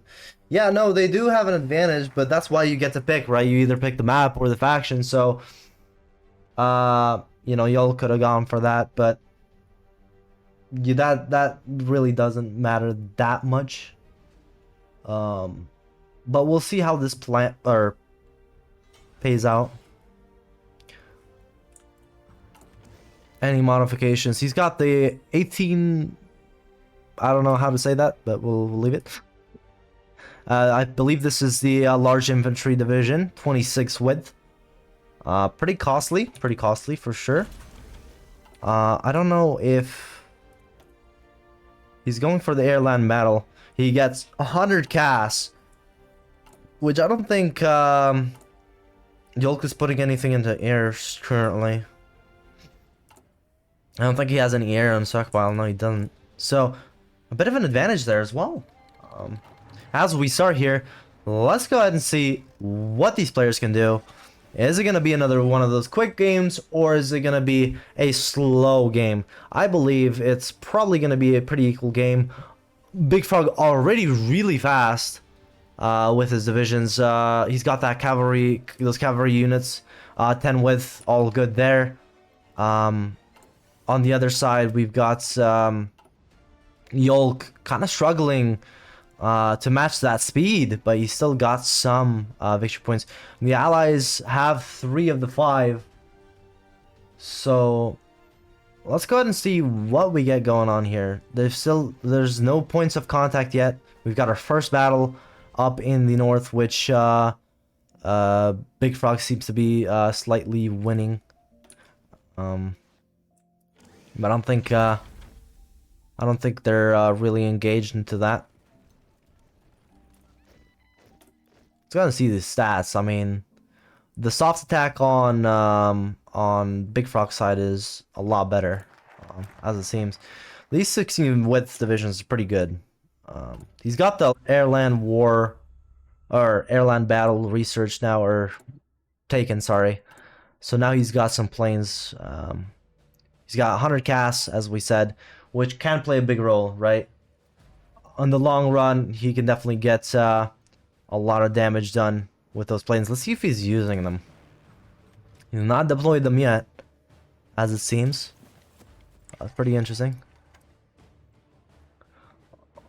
But let's go ahead and just see what we have going on here. BigFrog is still breaking through in some areas.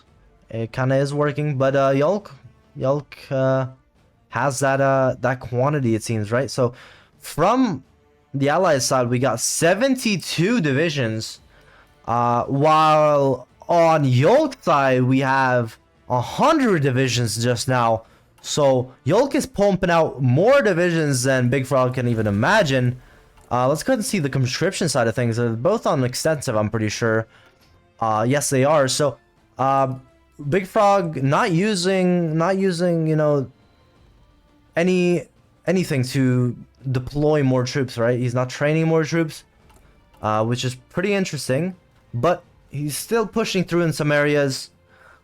He's got that offensive going. I don't know how well that's going to do for him, but the airplanes are yet to be deployed from BigFrog's side. So we'll see how that works.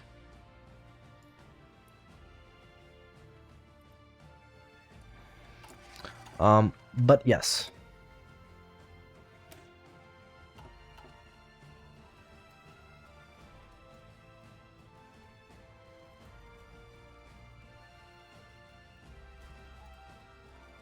Alright, so the only issue I see right now is Yolk having 8 width cavalry, which could result to a disqualification if not careful.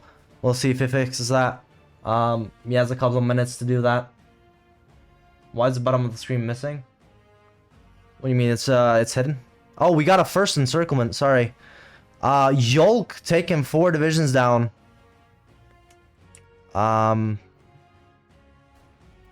Not good, not good.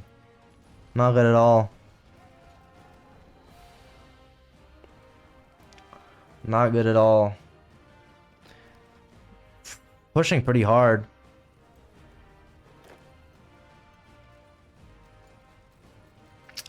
Looking a bit more dominated from Yolk's side, for sure. I think he switched. Let's go ahead and see what he has going on here in terms of divisions.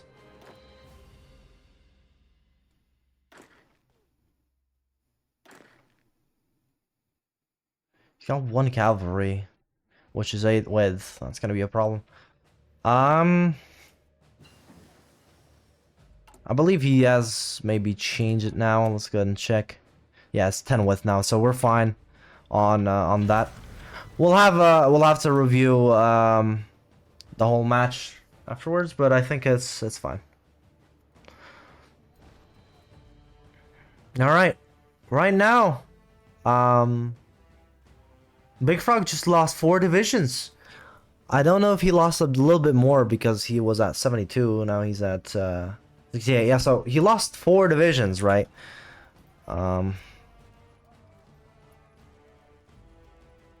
He's lost 4 divisions already, which is pretty bad for him. I don't know why he's not pumping out more divisions. I mean, he has enough conscription here to do something about it. but we might actually see 3 divisions, you know, being risked, being encircled here in the north. And I think he's gonna pull that off. Yeah, he will. He will pull it off. And he gets 3 divisions encircled, 3 divisions down, and they have been instantly liquidated.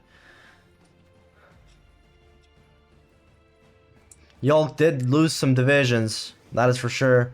But he's also trained a little bit more. I believe he's currently training more infantry. So not much of a difference. But 3 divisions is a pretty hefty loss. Right now, BigFrog is leading the race with these powerful divisions that just keep plowing through. 180 soft attack compared to 109-ish. 184. So it depends on which division Yolk is using here as well. It's the infantry division. So it should be this one. Maybe he's not switched them yet. I don't know what he's going for there. He's going for the cheaper quality. Or no, actually he's there you go. Yeah, he's got some cheaper quality here. But the 108 or the 18th Infantry Division here is good. 2nd Stone Division, 26 width. That's the large infantry. Okay, got it. Well, let's see which ones they have. Okay. Alright. Soft attack. BigFrog's definitely doing a bit better. But the thing is, BigFrog needs to be careful. Because last time we saw, you know, some big advances, they didn't cover up their front lines. So BigFrog really needs to cover up his front lines, especially since he's at a disadvantage in troops. 100 and around 115, 20 to 68. So almost double the divisions for Yolk here. So he just needs to be careful while attacking. And in terms of deficit, he's only got armor card deficit. Yolk is a bit, you know, struggling a bit more, which I'm guessing is why he, you know, can't really defend that well as of right now. I mean, we see a lot of green for BigFrog.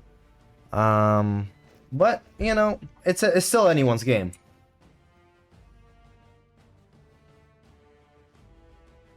Still anyone's game.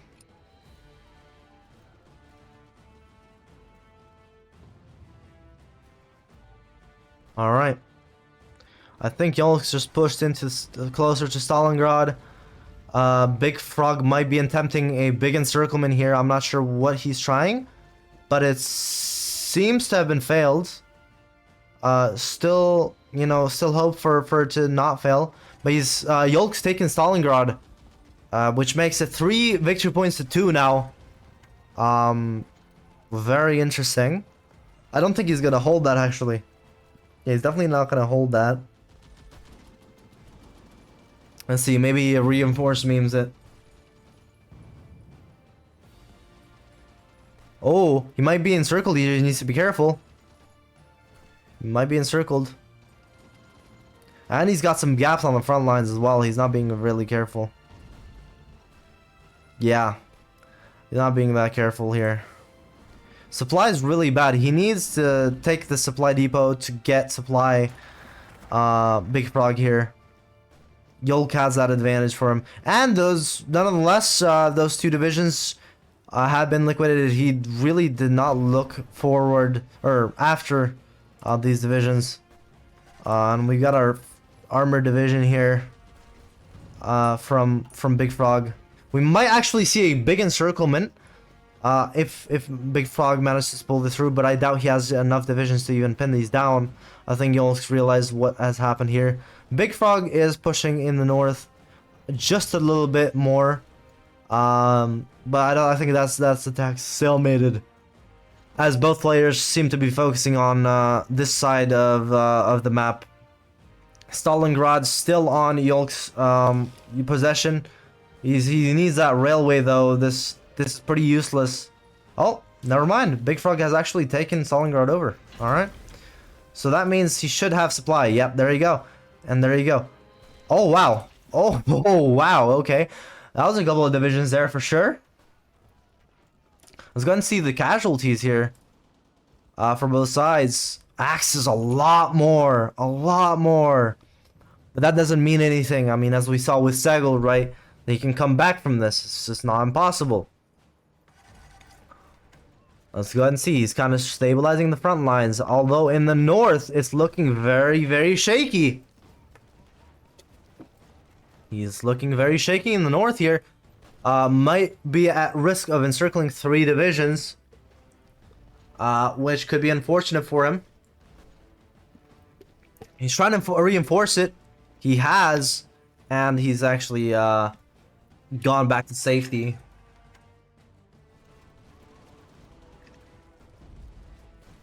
Alright. Goddamn, it's hard to multitask here. A lot going on from both sides here. Both sides of the map are pretty active, but the north seems a lot more active, so we're gonna be focusing on that. Yeah, no, definitely the United States here is a good pick from BigFrog. He's still going with focuses, which is good that he's keeping up. In terms of research, he's not really doing that much. He's got guns too in research. Rocket artillery, he's got everything rushed down. He's got everything rushed down here except this one, which is streamlined line or flexible. But let's see if he deployed that air, and he has. Okay, so that makes a big difference. I believe he probably deployed it a bit earlier than I checked, but either way. Oh my god. Oh my god, BigFrog just saved those 8 divisions. Holy shit.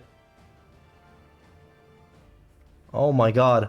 Okay, those divisions have been saved, and BigFrog is kind of steamrolling right now. I think he's got those tank divisions down as well, which, I mean, they're really fast, great soft stack, and they're really, really good. So we might see 7 divisions from Yolk being circled here up in the southeast of the map. If BigFrog decides to actually pin these down, he could get a lot more, but that's not really gonna work when you push with 1 division like that. Like I said, he needs to cover up these lines. He still might get 6 divisions though, and he needs to pin them. He needs to pin them. He needs to pin them. Oh my god, and it's happened. 7 divisions have been encircled. Wow. I don't think he's gonna be able to hold that though. No, he's not. He needs to keep going. Another 3 here. He holds those though. So he's got 3 at least. He's got 3 at the least. And he might get another 6 here again if he actually holds that after encircling it. Those 3 are being liquidated. And this encirclement opportunity is over, unfortunately. Yeah, stick up OP focus. Yeah, he's got max planning, power, command power gain, and an increase on command power. So that's really good. It's really good. He's also got production costs on, or minus production costs on armor technology here if he takes that focus. But as we can see, even though Yolk has a bit more divisions now, actually, since a lot of them have been encircled, unfortunately, it's not looking too good for Yolk, right? What's Yolk's focus tree like? Let's go ahead and check. Let me see if he gets this this encirclement down first. He might actually get that, so we'll check in a minute. He's got the Japanese military done here. Let's go and see. He's got 3 aircraft carriers. Yeah, I don't know if Japan was the best option for this map. You know, all the professional players can tell us that in chat. I'm sure there could be better options. especially since Navy is not really, you know, a thing. But BigFrog plowing through. I'm gonna be real with you. These divisions have not been changed, I believe. Still the same. And a lot more coming in. So, yeah, looking good. I think BigFrog definitely focused more on economy, which helped him pull through with this you know, advantage. Second worst faction in the game from Yolk, he says.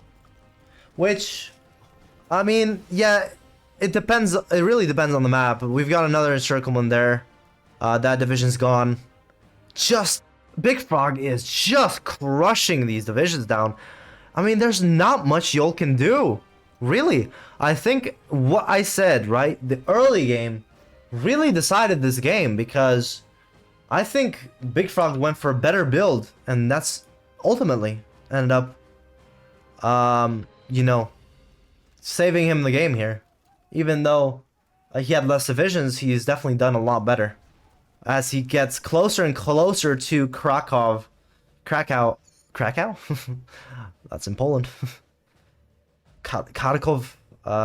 As he gets closer and closer to that, we might actually see the game end here shortly in 78 days, which is expected, right? Is expected. So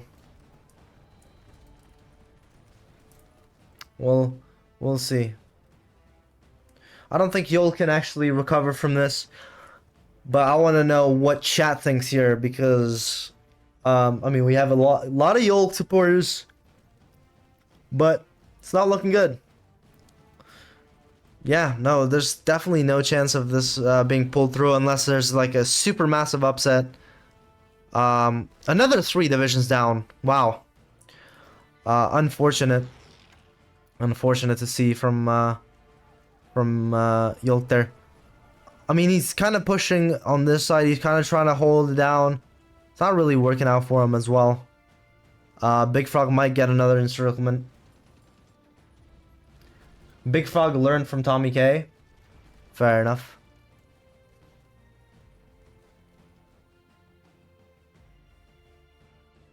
Yeah, there it is. BigFrog just pushing through. Doesn't seem like he cares at all at this point. He could get another encirclement here. A very good opportunity. I think he's going to do that. Just that. Another 5 divisions gone. And slowly but surely, we're seeing that there's a pretty big skill gap, even though Yolk held it pretty well.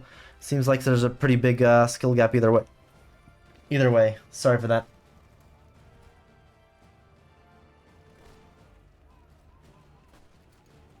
Yeah, 5 divisions there. Unfortunate. Nonetheless, they're also gone as well. So, really unfortunate from Yolk. I mean, he had to go for a better build here. Japan was definitely not the play. That's just like off the rip here. The lesson learned for Yolk here. So,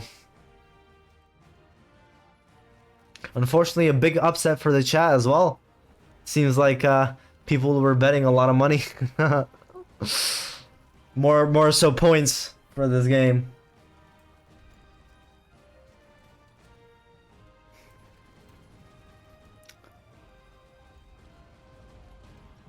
Let's go ahead and see if Yolk updated any of the divisions. I believe I checked them, but not sure. He's not really done anything. Yeah, no, not much changes. And after all of those encirclement plays, it's 70 divisions up against let's see here. Okay, 40, around 60. So BigFrog has encircled a lot of divisions. I mean, we saw multiple pockets of 5s and 3s, right? And it's really unfortunate. Really unfortunate to see.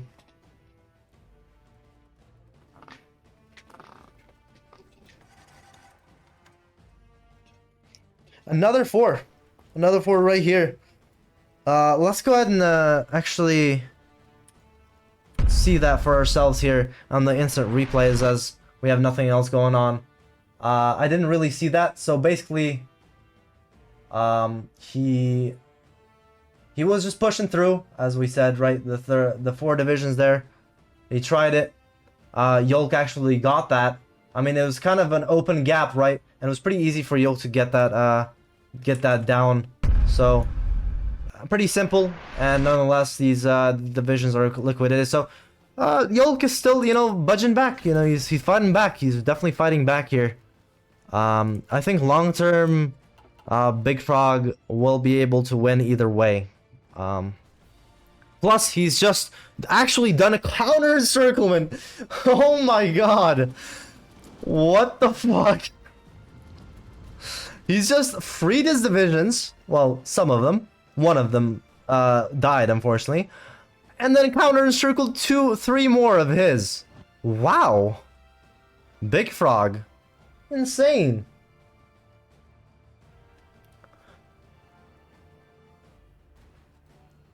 Alright, so 17 days and the game's over.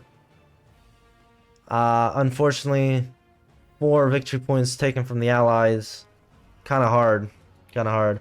I believe also a mistake from Yolk was picking Axis, because I think he could have done a lot better with Axis and their focus trees on this map.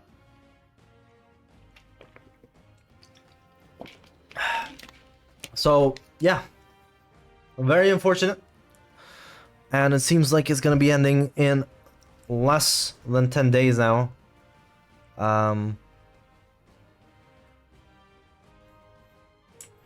Unfortunate stuff.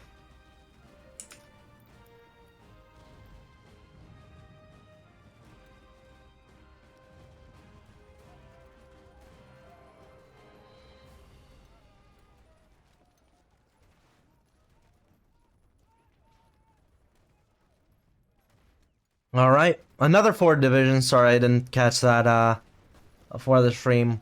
I believe that we actually saw that there. Let's see if we actually capture that. The instant replay system we haven't really used, so it's pretty nice to see just how it works and stuff like that. Nonetheless, though, we actually see the game ending here. So let's go ahead and go back to that. And BigFrog wins against Yolk. Good game here. Let's go ahead and pause the game and let's go ahead and talk to these players, see what they're thinking. And yeah. All right. Alrighty. How you guys doing?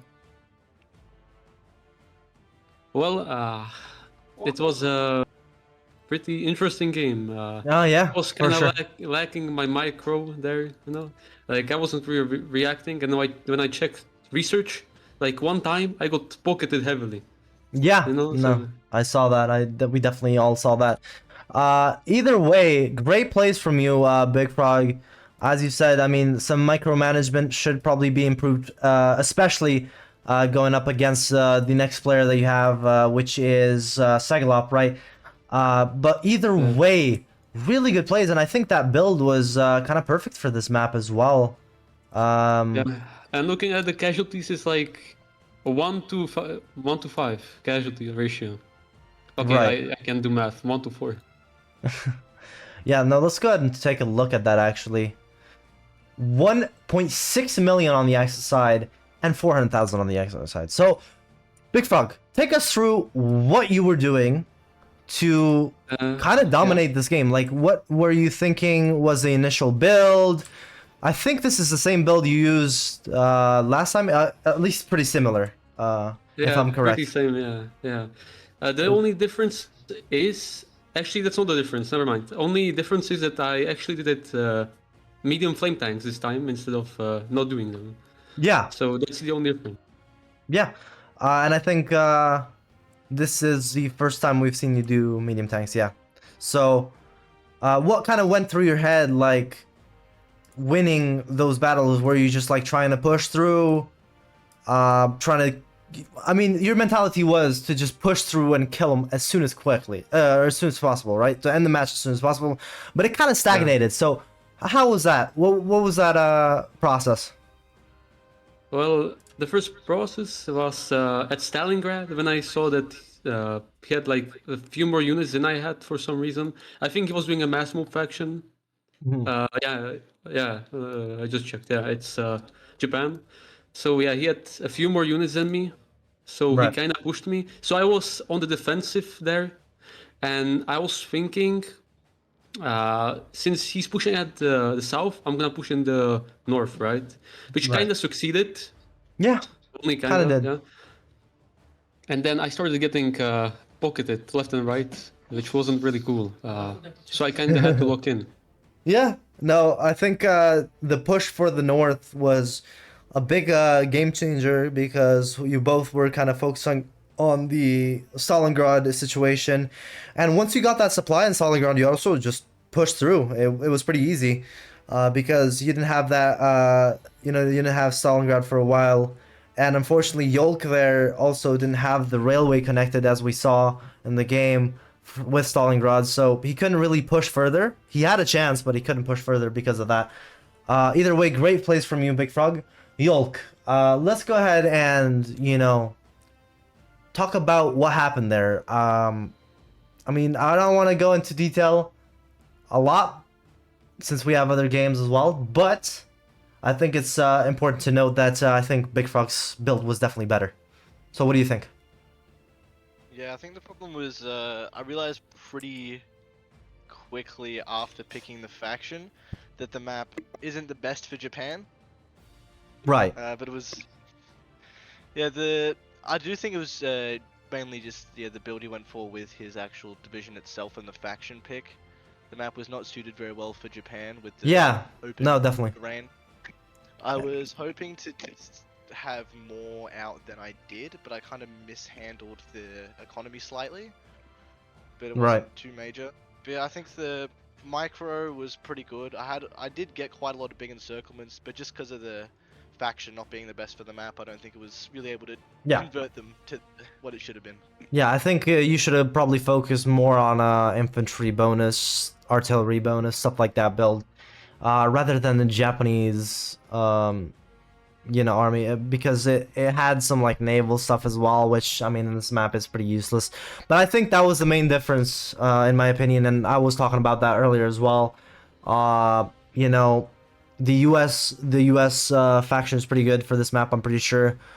So just overall, I think in the beginning, like I said before we started, right, the early game is gonna be everything, and I think that's basically what happened here. Right? The early game went well for BigFrog, so unfortunate. Actually, I would say the only reason I actually started winning because I got the main supply hubs like Stalingrad and Voronezh, right? But he would have won in the beginning since he had like mass mob, so he had more inf than me actually. So he was pushing me more. But then I kinda stabilized it, and I started pumping out more divisions that I had in training and forgot to deploy. Yeah, and that was also a pretty big point because you had around, I think, 72 divisions, and he had 120, I believe, at his peak. So I don't understand how that worked, but I think your divisions was just overall better. So yeah. Again, comes down to the build. Yeah, they are pretty much better since he did, like I said, Japan, which doesn't get that much buffs. And if you look at the USA, you get like buffs for division attack, and then you get rocket artillery research and this kind of stuff. Yeah, and I'm sure BigFrog, I'm sure Guildhog will be happy with your performance here today as well. I hope so. Yeah, so. Didn't seem like you did a meme build this time, because I mean he kind of predicted. I wanted to do it in the first match, but you know, I don't wanna put like my odds in the favor of the other guy, you know. So that's why I Yeah. didn't do it. Yeah. Okay. Fair enough, and I guess that paid off in the long term. One last question here, Yolk. You can go if you'd like. Thank you for being here, and yeah, thank you for participating. Good, thank you very much. Bye bye. Yeah. All right. So, last question here. Let me go ahead and switch to the brackets here so we can see the updated brackets, right? BigFrog, you move on, right? But you have a pretty intense game. It's against Segl, and it's tomorrow. So, what are you gonna be doing to sort of? Are you gonna be practicing or anything to, you know, help with that, or what are your expectations here? Well, I'm gonna practice at least like 5 games. That's the minimum, right? But Segl is a pretty tough opponent since he's a vanilla player. He makes a lot of videos on the meta and stuff, right? I don't really know the meta, to be honest. You know, I just came to the tournament thinking that like I will get to the 3rd place, you know, and this stuff. Yeah. Which I mean, I hope I will, you know. But Right. yeah, he has a pretty significant advantage Yeah. over me. Yeah, I mean, he struggled with Artemworld, so we'll see. We'll see. All Yeah, right. I'll have to rewatch the replay and see how he played, so I can study, you know. Yeah, of course, of But course. yeah, it was an honor to fight against Yolk and my washed micro, you know. But Yeah. yeah. All right.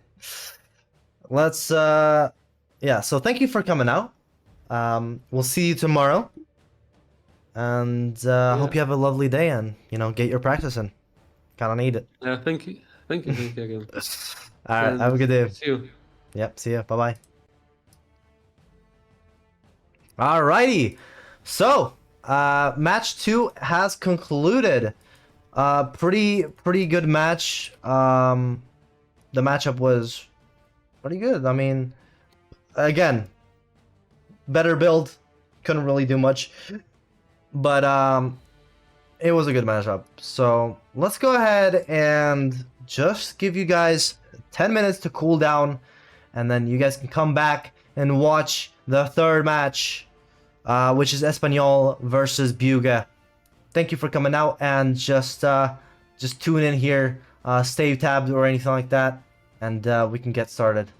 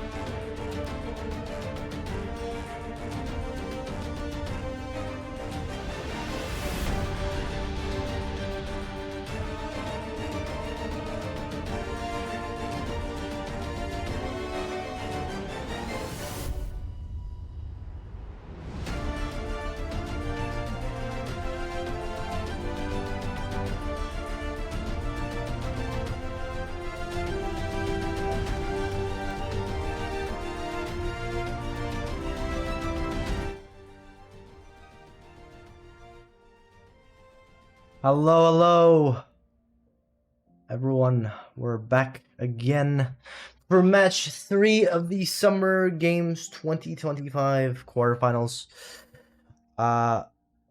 Pretty interesting matchup. Once more, we've got plenty of action for you still left. We got Espanhol and Bjuge, which is gonna be the next matchup.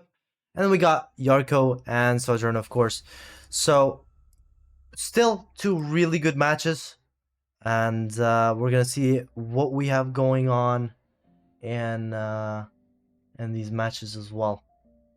Right now, we're just waiting on our co-caster, Zero, which is also a special guest of the tournament. Hopefully, he will show up very soon here.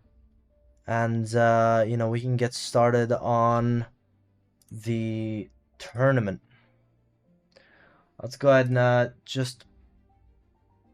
Oh. Hello? Hello. Hello. Well, hello there. Hi. Okay. So ID and everything. You're live. We're live. Yeah. Hi. How you doing? I am fine now that I'm home. It is good. I am ready for some epic esports. Yeah. So Yeah. you are one of our special guests, one of our 2 special guests. How does it feel, you know, being on here? And are you ready? Yeah, I'm ready. I mean, I have a lot of experience with this mod, I would say, both as a developer and as a player. But I also think like, yeah, I think this is gonna be exciting. I'm excited for the upcoming matches, and I think it will be fun. All right. Well. Yep. All right. So, people in chat are saying for last match, BigFrog exploited because of the armored car exploiting for the production cost. Like no production cost on the armored cars, even though he had a deficit on armored cars, which kind of doesn't really. So what do you think about that? I think honestly that's one of the mechanics of Hoi 4, because there's a lot of these support companies give like these battalion modifiers, and for those battalion modifiers you actually don't need any equipment. So that's not exclusive to Recon at all. That's for a lot of different stuff. So I wouldn't necessarily say it, because you also lose out on like I don't think you have the full recon bonus, and you also don't have the extra defense or everything else that would be that you would get with normal recon. So if you would call that exploiting, I think there's a lot of stuff you can also remove. I personally don't think it's that much of an advantage, and it doesn't really exploit the mechanics. So in my personal opinion, it's fine. Yeah. No, I think it's generally a mechanic of the game. But also we did, I think I did see a deficit on the armor card either way, so. But, yeah. Yeah, the point is that it works even if he's not, producing it, right? Yeah. So let me go ahead and send you the code here as well, so you can get on the match, sorry. Here. There you go. Alright, so, we're gonna get started here in a second. Let's just get the players in to talk about, you know, the match and stuff like that. Get some interviews going, you know what I'm saying? Alright. Yo, what's up? What's up? How's it going, guys? Good? Doing quite well. Yeah, That's great to hear. So far, so good. That's great to hear. So, we got plenty of action. Two pretty good players, right? So we'll kind of see what happens here. How are you guys feeling going into this? BigFrog, how are you feeling? Or, sorry, Bjuge, sorry.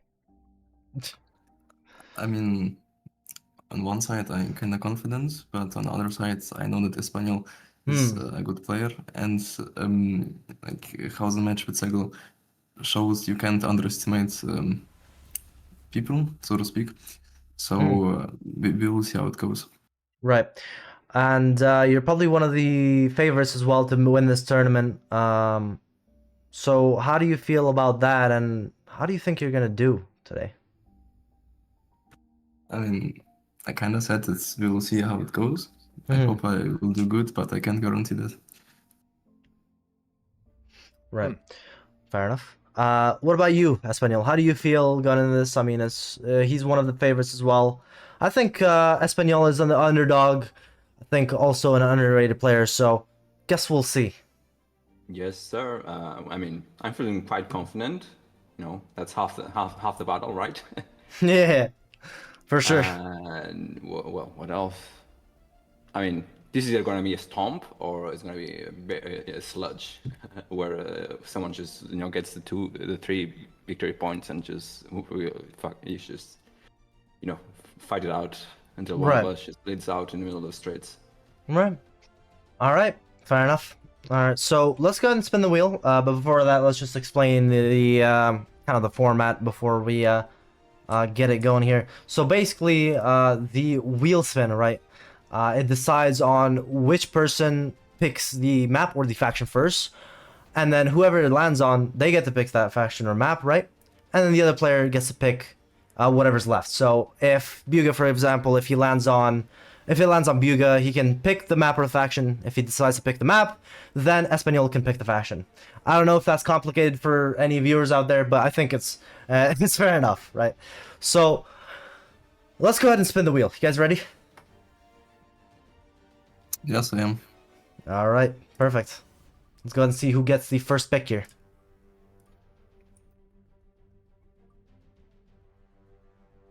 Bjuge. All right. Bjuge gets the first Okay. pick. So, Okay, what are you going for? I'm gonna pick map, powder keg. Board. Wait, what? Oh, the powder keg. Balkan. Yes. Yeah. Oh, the Balkans. All right, fair enough. This is the second time it's been picked. And Espanhol, what faction are you going to be going for? Oof. Could I get like 5 seconds? I really need to think it through. You're good. Yeah, you're good. All good. I think I'll do Axis. Yes, I'll lock in Axis. Axis. Okay. All right. Okay. Interesting. All right, fair enough. All right, perfect. So we got you on Axis and Bjuge on the Allies. All right, you guys ready? Yes. Good to go. All right. I'll start the timer right after this. So Okay. let's get going. Yeah, I'm getting into easy defend and we ready up. Oh, Yeah. there we go. All right, perfect. So we got an hour of power once again with one of our friends here, Some Zero. How are you feeling about this Yeah. matchup so far? Let me quickly move them so they don't hear us talking behind the back. Okay. Oh, wait, you didn't yeah, move yet. I think this will be interesting. I know Bjuge from like other stuff, and I know he's played a lot before, so he probably has the experience advantage. However, I also know that Espanhol has been playing a lot recently. I've seen him looking for games, and I've seen him practicing. Yeah, so that's for I sure. don't think this is gonna be too easy for Bjuge either way. Also, since people are talking about it in chat still, yeah, I don't think like how can you regulate like how much someone should produce for it to be an exploit? I sort of think it's not really that bad, because do you have to have 1 mil on armored cars for it to not be an exploit? What about 2? Do you need to have it fully supplied? Yeah. I don't really think it's an exploit at all. It's also not 20% soft attack. That's wrong. It's only 10% on artillery stuff. And you also take an org hit as well. So there are only a couple strategies where it actually is worthwhile. And even in those strategies, it's not always worth it to do armored cars with MT over, for example, normal cavalry recon. Right. And this is coming from, you know, the one of the lead developers of the mod, so I don't think we can get any more confusion from this. Okay. Again, like, there's no intention of producing armored cars. Like, it's hard to like say, because there are other mechanics like this in Hoi 4 that I have been able to patch out. Like, for example, having empty infantry divisions, having still organization HP. I've been able to patch that out, but with something like this, you can't really do anything about it. So I think it's totally fair, and it's barely an advantage at all. If you play this mod a lot, I would not say that's an expert at all, and it's totally able to overcome that. Well, that's fair enough. That's fair enough. All right. Well, let's move on and focus on this. The main match here, Espanhol versus Bjuge. Pretty interesting matchup. I think it's going to be a close one, especially since Espanhol last time, you know, did pretty well. I don't know if you've watched any VODs yet or anything like that, or any highlights, but he's a good player. Definitely a good player. Yeah, I've watched some of them. I don't think I remember Espanhol exactly, but I've watched some of them, and I know there are some underdogs in this tournament that can definitely do well. Yeah. So we also see here in the setup, pretty similar start, I will admit. The only real difference is, like, I mean, they're both doing artillery early on, so I would probably say maybe infantry, maybe tanks, probably something heavy infantry. But they're also both going for land warfare, so... Yeah, some people like to do it on every single map. I personally don't, but you can definitely make a point, like an argument for it, because flame tanks are really good at a lot of places. And for example, on this map, I know that Belgrade is a VP that can definitely be useful taking with flame tanks. It helps you a lot. Right. So I think that choice can help you, but it's also an investment, right? Both are ready now if you want to start. Yep. Yeah. Gotcha. All right. Fair enough. I mean, the only real difference I see right now is Bjuge's got more production on guns and stuff like that. Yeah, but you guys more spread out. If I'm Yeah. correct, yeah. Espanhol has 13 on guns, while Bjuge only has 11. But he's also producing 1 on support equipment and 1 on trucks. Yeah. And from my experience, producing 1 on support equipment is usually for engineers. So probably for some like bigger divisions, because generally you don't want engineers in your normal infantry because it's too expensive. So for example, having 1 on support equipment can maybe put enough engineers in your special forces or your tanks or something like that. Yeah. Someone in chat is asking, do the allies have a better start on this map? Honestly, most of our maps are pretty even, and I don't think that this one is any different. The only thing about this map is that sort of Axis can almost guarantee at least 1 VP, because Budapest is so close to them. Right. Most, like all of the other ones, are pretty toss-up. But I would say it's pretty even on this map. Okay, fair enough. I mean, let's talk about the map a little bit here. So we've got 5 victory points, right? We've got Dubrovnik, Sarajevo, Belgrade, Oradea, and Budapest pretty evenly spread out, even though Budapest is closer to the Allies. Is there any like main points you can talk to us about the map in general? Like, I mean, the terrain is mainly mountainous, as it seems. There are flat areas as well. Yeah, so one thing about this map is that you can, I've definitely seen people do like Armata del Po, which means like motorized build, because in the north there are a ton of like plains, and there's also a ton of hill tiles. So there are definitely possibilities on this map to have these very like mobile fronts in the north. Yeah. But that being said, there is also possibility if the other player plays pretty defensively, you will usually see a bit more action in the mountains, because the south has a lot of mountains and a couple of hill tiles. Yeah. And if the front becomes stale around the north, which actually does happen sometimes because of the large amount of rivers, you will see more action in the south. So yeah, there are also strategies here with mountaineers because of that, but generally it's one of the maps with widest front, so you will generally see strategies revolving around like getting a lot of stuff out. Right. It's pretty typical. Fair enough. Definitely. We got anti-air on Bjuge's side. I don't know if he's gonna put that in production. Oh, he is as well. He just did 3 on anti-air and anti-air 2 as well, which is pretty interesting. The only reason you would really do anti-air 2 in this game is for the piercing, because the extra air attack doesn't do that much. So he's probably just saving himself against tank builds. He's also 1 more up on support equipment here as well. And also researching gun 2 as well. Both sides researching gun 2. Oh, okay. Interesting. Okay. Yeah, it looks pretty good.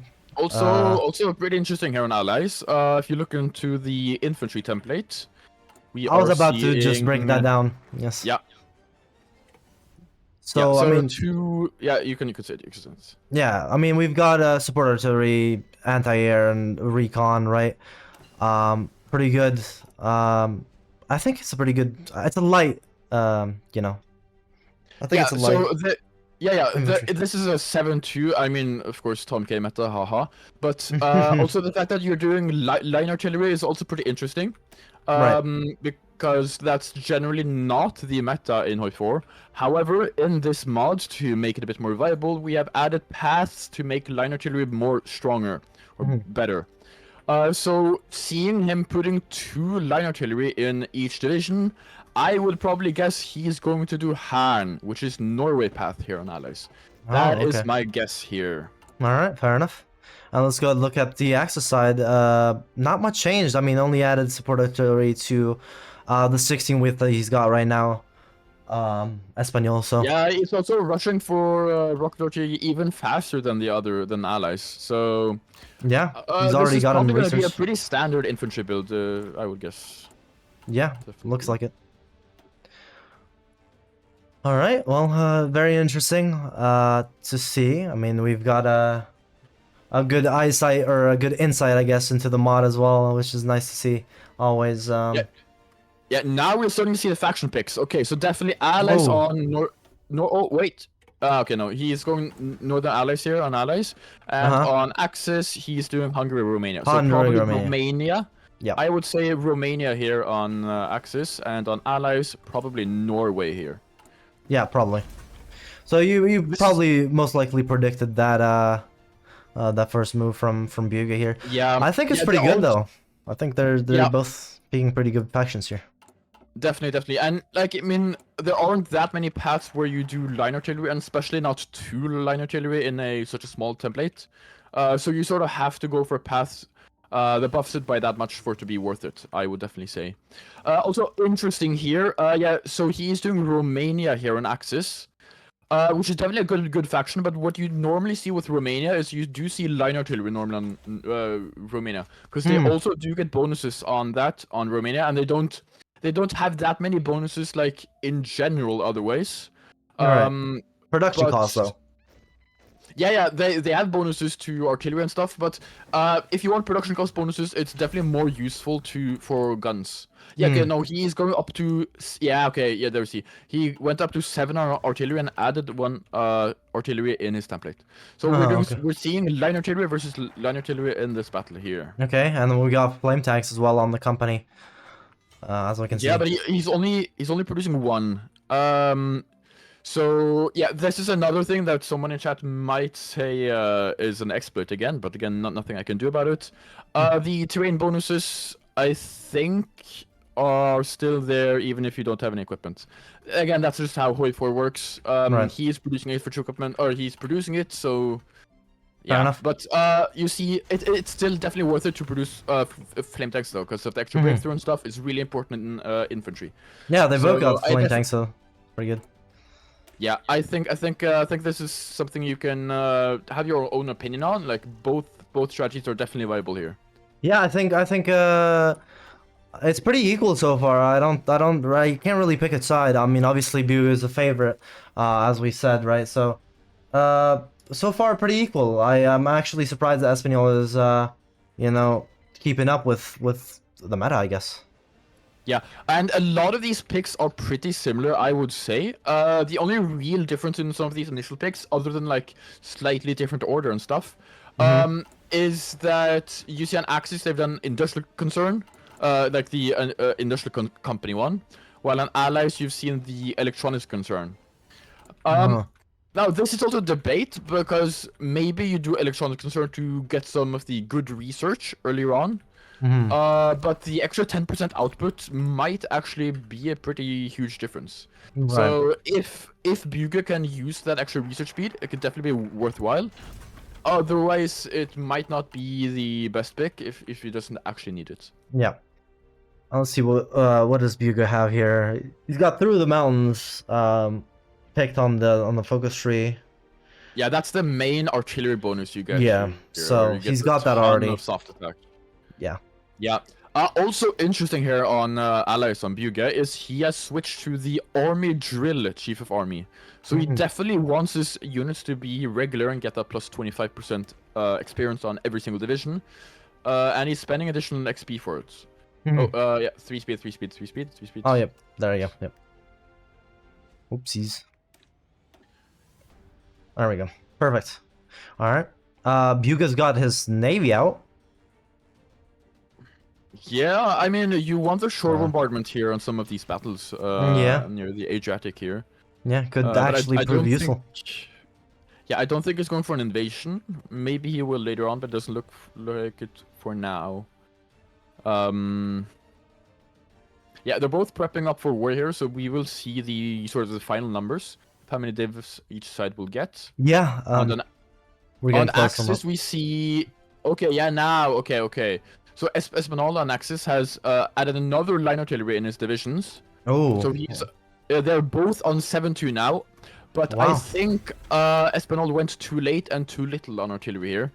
He's a huge deficit, only having about 1/4, 1/4 of the artillery his divisions actually need here. It's not that much better on Bjuge's side actually. Yeah, it's 2K. Yeah, he's 2K in deficit, so he's only about to like 1/3 of the required artillery here. Yeah, and I think the main difference is Espanhol doesn't have anti-air on his on his infantry here, so.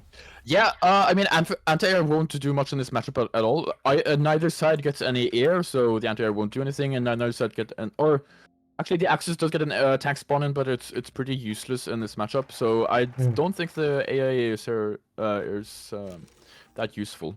Right. Also, Jarko in chat is also saying flame tank scale with strength. That might actually be because I tried removing the equipment and it didn't change the terrain at all. But I remember this was a debate a while ago. It might be fixed. I'm not completely sure on that one. I know in normal vanilla, it's definitely you can definitely do it like that. As we're getting closer to the end here, or the start, sorry. We've got 56 divisions on the Axis side and 42 on the Allies, so a bit more on Espanhol's side, but he's also got a bigger deficit, so not really much of a difference, no? Yeah, I mean, it's mostly manpower out is the main difference here, but it's just, I mean, it's surprisingly similar because Bjuge has a bit less manpower in the field, but he has about 4k guns more. Right. Right. Yeah, so it's mostly the artillery that's a difference here. Yeah, and here's more. Here we go. And Bjuge has about almost double factories on artillery compared to Espanhol there. Let's see the speed of these players right now. Bjuge not moving? Yeah. Bjuge is Bjuge not here? Oh, okay. Let's pause. Yeah, I think he's He can't do that mid game. Oh, he was 2 minutes. Oh, he was 2 minutes AFK. Okay, that's unfortunate. I think that this is enough punishment for that, so let's just wait for him. He's gonna be back any minute now. What the fuck? Bjuge, come on. His fault. Yeah, it is his fault. That's I'm not his gonna. fault. I'm not checking chat while I'm. Yeah. Well. Yeah, we also see a slight difference in the amount of doctrine each side has gained here. Bjuge, he switched to switched off army reformer pretty early, so he does have a bit less experience and therefore has one less doctrine here. Almost the 30 generals? experience behind. No, No, he switched to chief of army. Oh, so chief of army. Less experience. Fair enough. And yeah, F in the chat. That's what happens. It is what it is. Yeah. We will see the difference in rushing here, because Bjuge here does have 2 spawn-in mountaineers, which are... I think he's even changed them. No, he hasn't, but they are pretty good level, so they might be able to do something if you mark them correctly, because everything else here, like on both sides, they're pretty low strength here. Right. Which is definitely interesting. If you test build a lot of artillery builds, you will know how much artillery you need. Yeah, okay, you also see... As Espanhol actually went down on artillery here, it has only 1 line artillery in his division here. Oh, okay. So he does recognize that he won't ever have enough artillery with this production. Ah, okay, yeah, fair enough. Yeah, he started. And then he's recovering as well. Okay, there we go. Perfect. Yeah, now he is moving. Perfect. It's not that big of a gap though. This division's pretty fast, either way. So. Yeah, and it's definitely possible to come back from this very slight. No, yeah. Slight inconvenience. I don't even think he noticed. Yeah. What happened in the previous matches? Did Segl win? Yeah, barely. I'm gonna be honest. Yeah, it was a really tough match. Artemworld definitely surprised us. Who was it against? It's Artemworld. Artemworld. Yeah. Yeah. All right. Well, Axis got first skirmishes here on the front here. Since Axis got a bit of a head start, he went into Ordea first, but he got pushed back. Here is immediately pushing the back, so it is still pretty even. 2 VPs to 3 VPs. Not bad. We will see more when the front line stabilizes here. Yes. Alrighty. Yeah, you also see Espanhol is still not switched to army offense yet. He probably will very soon, but for the while he hasn't done that yet, he will be behind on the 10% attack here, which is gonna hurt a lot. Fair enough. Yeah, Bjuge is still in a huge artillery deficit here. It's, according to Stockball, it's gonna take 80 days for the artillery to get in. 81 for it to days, produce yeah. enough. Wow. Same with rocket artillery actually, so it does sort of line up. Yeah. It's a slight advantage, I guess, for Espanhol because he's got less deficit. 64 days Yeah, as well. the interesting thing here also is both of these factions does have something for mountaineers or something for mountain. So we will probably see some action in the south here because both of them have mountain generals, or they have spawned mountaineers, or they have other bonuses here. Right. So that will definitely be interesting. All right. I think the front line has sort of stabilized now. Yeah, we see the first push here in the south towards Dubrovnik. Yep. And you can also see the advantage of Bjuge having his navy out, getting shore bombardment in that battle, getting that extra attack that he might desperately need. Yeah, also, this is probably a bit, like, not that important, but Bjuge did make a mistake here. I think he should have done infantry expert instead of some of these other choices did on his general here, so that's minus 10% attack for him. It's a bit unfortunate, but interesting, yeah. Yeah, we also see both players have gone for the artillery advisor by promoting one of their own generals, getting slightly more attack on their artillery divisions here. Right. Fair enough. Oh, yeah.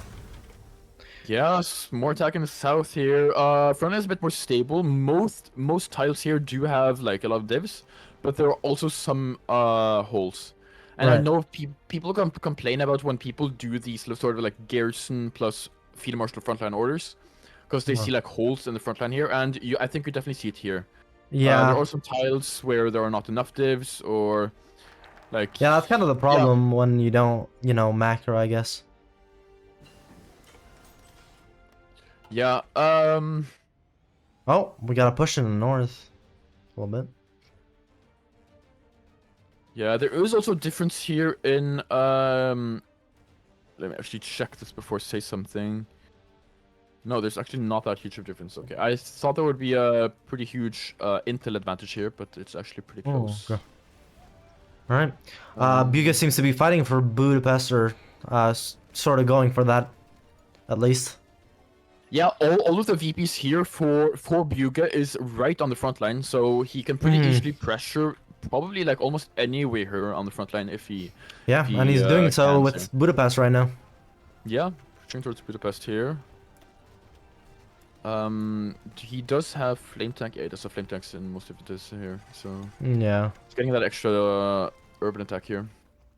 Good. All right. He's going back and forth on this tile next to Budapest. Yeah.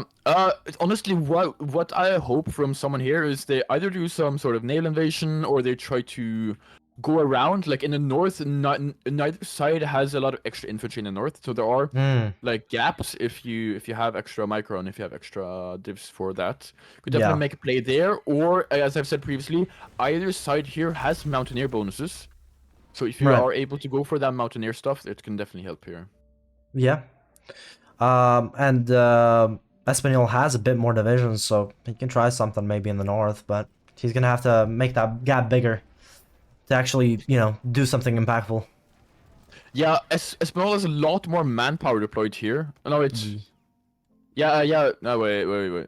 Yeah, 690 Espanhol to... has more manpower, because he has larger divs. He has increased his div size up to 10-1, so it's 23 combat with divs. Yeah, 20 with, 23 with. That's pretty interesting. Most people don't do that, but it might definitely work here, because larger divs can make you less likely to be critted, which can definitely help in this matchup, because artillery has a lot of soft attack, and also take less losses here.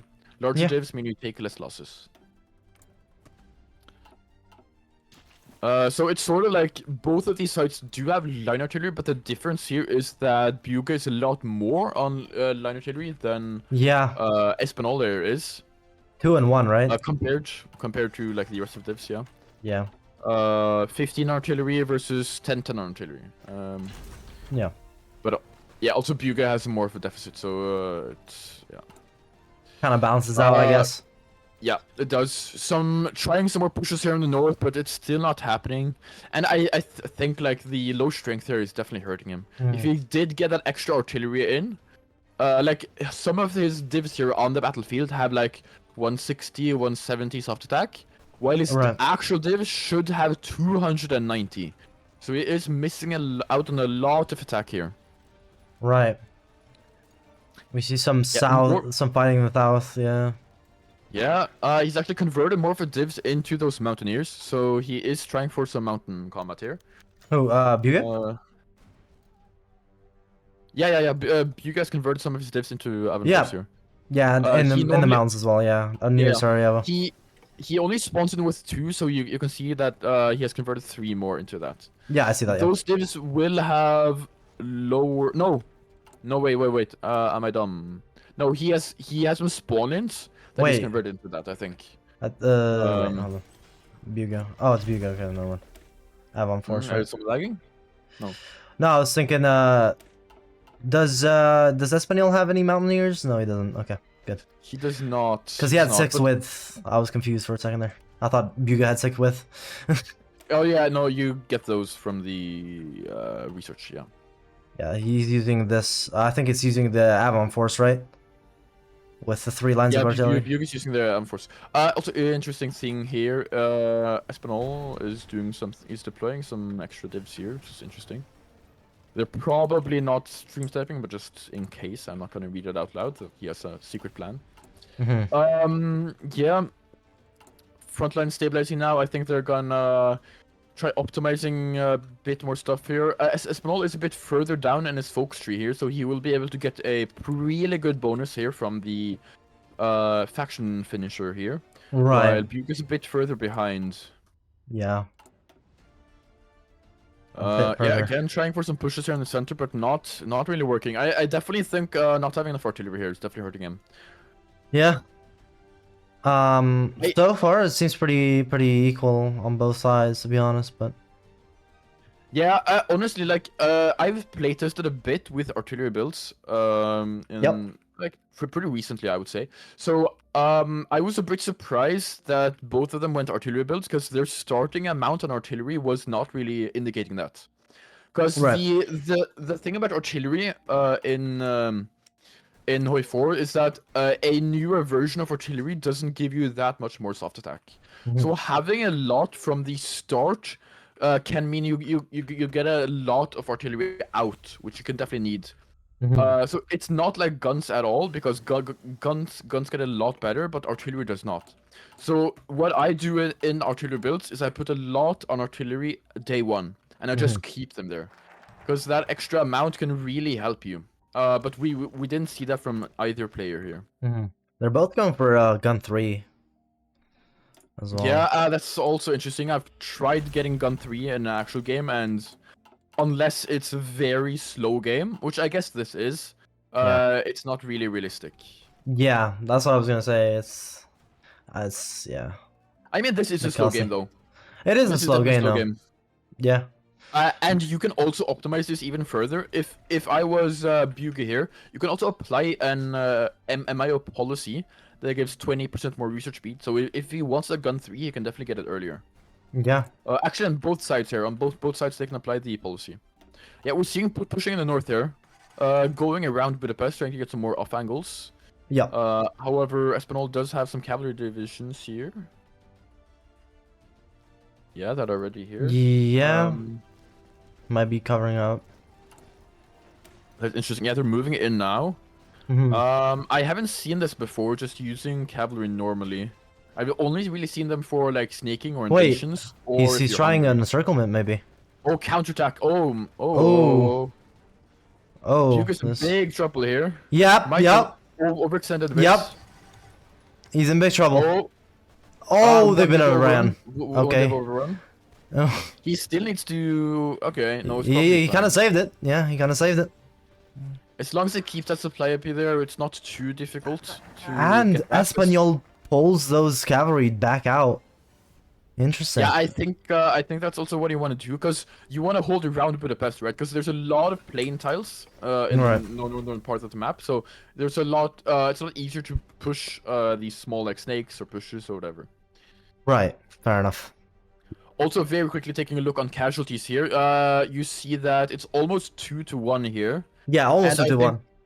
This is partially from the overrun in the division here in the north, but Yeah. also just the fact that Espanhol has a lot more infantry in his divisions, which means he's taking a lot of less losses. Yeah. Bjuge low-key creeping up on Budapest. He might be trying something soon here. Yeah, pushing Oh, again, pushing yeah, he's again. pushing. He's across the He's first crushing river that, here, yeah. so yeah. He's got a Okay, lot Espanhol more. counter Oh, tank. maybe. We'll see it. Let's go ahead and switch over to him and see if he uses those horses again, maybe. He's moving them.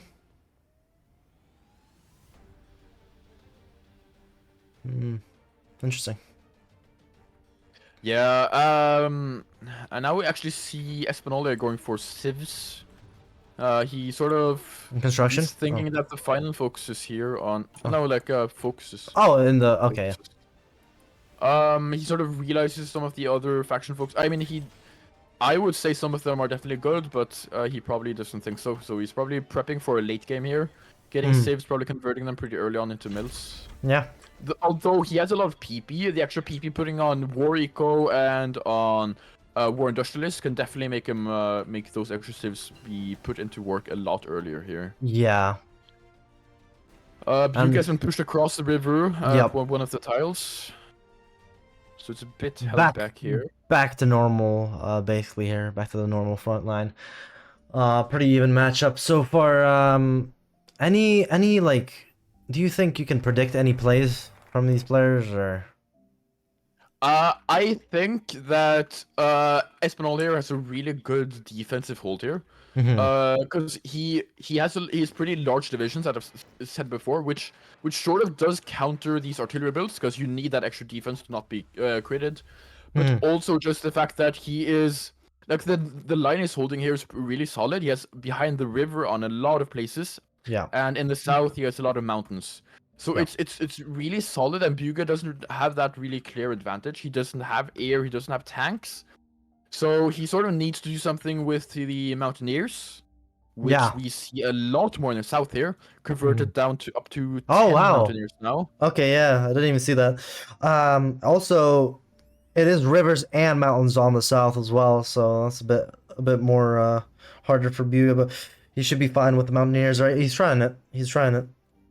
Yeah, and my Mountaineers and Flame Tanks, you can definitely push across rivers here. Yeah, he has 700 soft attack in this battle. He just need to click again. Just need to click again. Yeah, there you go. There you go. Oh, he's Finally pushing. moves. Yep. Yeah, if you just counter clicks here, counter pins, he can definitely get into that tile. Just need to pin from both sides here. Yeah, and he's got it. He's got it. Oh yeah, he also got the other tile here. He definitely making some moves here. Okay, Just there we go. If he doesn't get pushed out immediately, this is really good for him. Yeah, he's pushed. He can't make that. He is way too little orc. He should be clicked back here. Oh, he's trying Sarajevo. Yeah, he's going. He's going both. Here. Yeah, he's going for both. It's not working out for him though. Espanhol does react, which is really good. It's still gonna be difficult here. You also got the faction finish here, so we got another 10% Mountaineer attack. Oh wow. Which is really useful in this combat here. We should. I would not push into that tile with 11 divs here if I was Bjuge here, but you can do whatever you want. It's free country. Budapest is also being pushed a little bit. No fight yet. Yeah. But it's a sneaky little play. Another thing about the south is that even though there are a lot of mountain tiles here, there are also some hill tiles. And importantly here, both Sarajevo and Dubrovnik are hill tiles. So they are easier to push than most of these other tiles. Oh wow, yeah, that's interesting. Oh yeah, he's going for Dubrovnik here. Yo, he's going for both. Oh. Yeah, he's might be getting both. Being countered. No. Yeah. He should. I think the mistake he's doing here is he's always. Oh, he's got Sarajevo. You got immediately reinforced streamed out. Ah, yeah.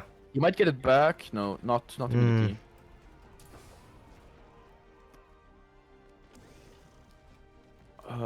Yeah, north is also pretty stale, so he needs to.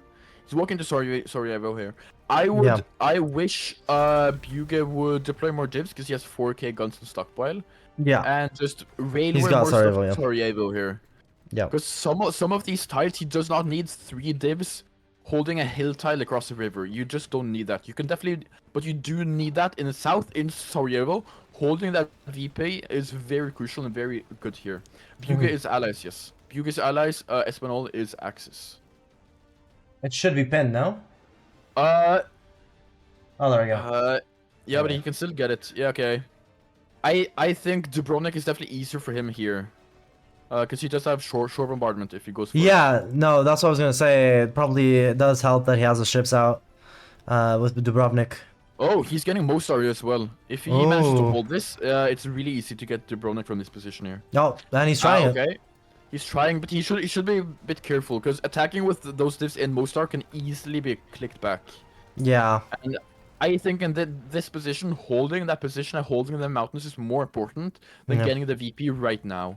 Right, and he's also attacking Budapest, which... Oh, yeah, whoa. Espanhol is getting The counter, 3 though. divs here, maybe. Might 3 divs overrun, maybe. Maybe? No, he's getting No. out. He's getting out. Oh, wow. Okay. Oh, he might be getting an insurance, no? Maybe? No? Maybe he needs to... Oh, he might get 3 divs. He might actually... He needs to pin get them. Yeah, Bjuge is not reacting here. This is bad. This is really bad. Oh, Okay, 3 divs. Yep. And also out of supply. They will die really quickly. yeah. Well, that's the first encirclement of the Bjuge game. also got pushed in the south here. Yeah. Oh, we do see our first mountaineers here on the axis. Oh, okay. It's definitely interesting here in the south. 6 of them here, pushing back against the allied ones. 26 width for these Mountaineers. Yeah, Bjuge is pushing back in the north here, but I think He lost it will those 3. It will be very hard for him if he doesn't get more than north here. I think the best way to get Budapest in this position is to go further north and get some of these. Whoa! supply Look at the north. North. He's not looking at that. He's not looking at that. He's not looking. 7 Oh, divs. and he's gone. Okay. Yeah. Awareness, bro. He needs to last anthem. Oh, it's a bit too. Yeah. That's just an awareness He issue. might get them out here. It's not. Oh wait, No, they're all gone. Yeah. Wait, he what? He misclicked the last stand. He did last stand before he got them in the general, I think. Weird. It's unfortunate. Everything died. He might lose even more here. 3 more divs. Yeah. This is really bad for Bjuge here. He needs to like. Oh wait, he's got an encirclement in the north, huh? That's not gonna hold. Yeah. Ooh, Yeah. whoa. Okay. Yeah. Yeah, That's- Bjuge might actually lose Ordea here as well. It's too much momentum and too many divs he lost here in Ooh. north. Yeah, no. There's not enough divs for those lines, and the lines are breaking now, which is really bad news for Bjuge here. Yeah, he's giving up Oh. Ordea here. It looks almost like he is going for entirely just trying to hold in the south. But, oh, Espanhol is brushing him. 3 divs in center here. Might get encircled. 3 divs. Oh, he got them out. Where? No, north of Belgrade. He got them out though in time. Okay. Espanhol is pushing here into the mountains, pushing into cores of Romania here. Interesting. I mean, I feel like he's overextending a little bit, no? Or Could be. The thing is, once you get into the mountains, it's sort of hard to push them out or sort of like yeah. oh, you It's, might get an encirclement though. No, that might not work though. maybe- No, Espanhol no. has so many divs here in the south, or in the north. I mean. So it's hard for him to get encircled unless he puts them all in one tile. Espanhol delivering a statement to Bjuge. It's not that easy. It's not gonna be that easy. Yeah, Oh. although one thing here that Espanhol does or is really struggling with is manpower here. And He guns. does have a lot more. Oh yeah, actually true. Very true. 12k guns here. Yeah, he went up to certified requirement, but it's still gonna hurt him a lot because it takes a lot of time to mobilize here. Yeah. And even though he has encircled a lot of Bjuge's divs, he also has lost a lot himself.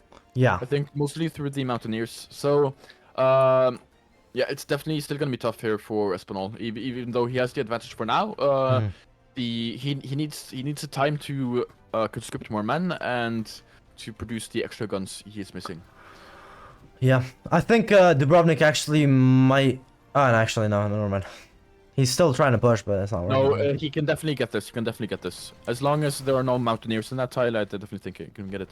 Also, Yeah. some minor naval battle here in the south, but Yeah, I do see that. Yeah. I think he's getting Dubrovnik here. The north is still falling though. He got Dubrovnik. Dubrovnik here. Yeah, you did get Dubrovnik. That's a pullback, but he's losing a lot in the north, so I don't. He had Sarajevo and now he lost it. But yeah, I think Bjuge's strat here now is that he has a lot less divs than Espanhol here, right? Almost half. Yeah. Actually, almost half. 35 to, what is it, 60, not, you know, like 70, 73-ish? Yeah, it's basically half. Yeah. Half less.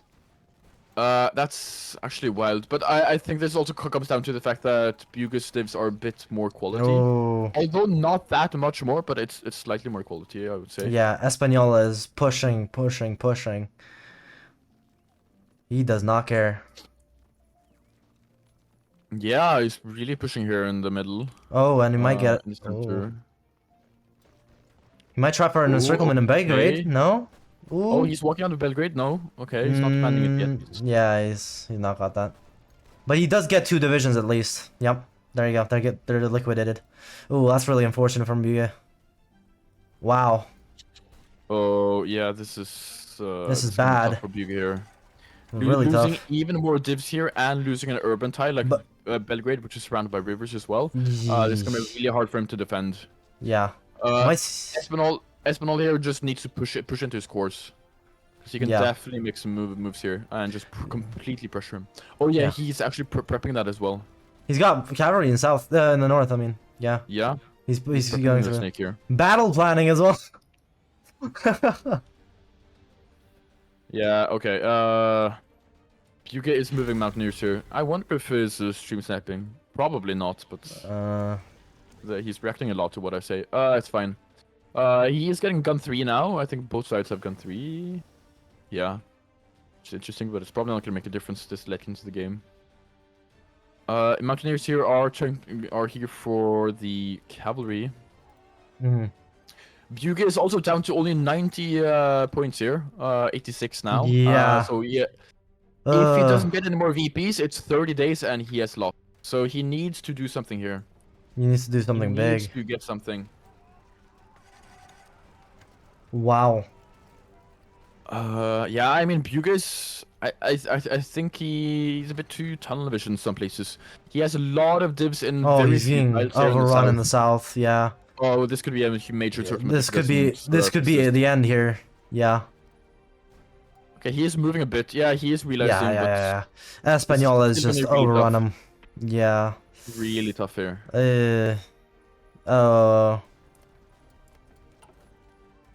Bjuge has to get stuff out. He has to. I think this is maybe too late because it is too late. Like he has to make sure he doesn't lose all his divs, but also another encirclement is possible. Yeah. Unfortunate. Oh. We might see a big encirclement here. He's left Kotor.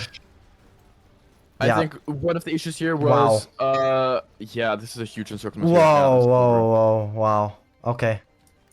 Goddamn.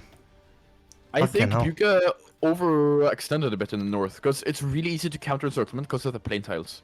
So he lost a lot of divs from that, but also like his divs were really expensive, and I don't think he did a good enough build for those expensive divs.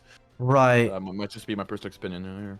Yeah, that's really unfortunate. All right, let's go ahead and get these them in here and get some interviews going.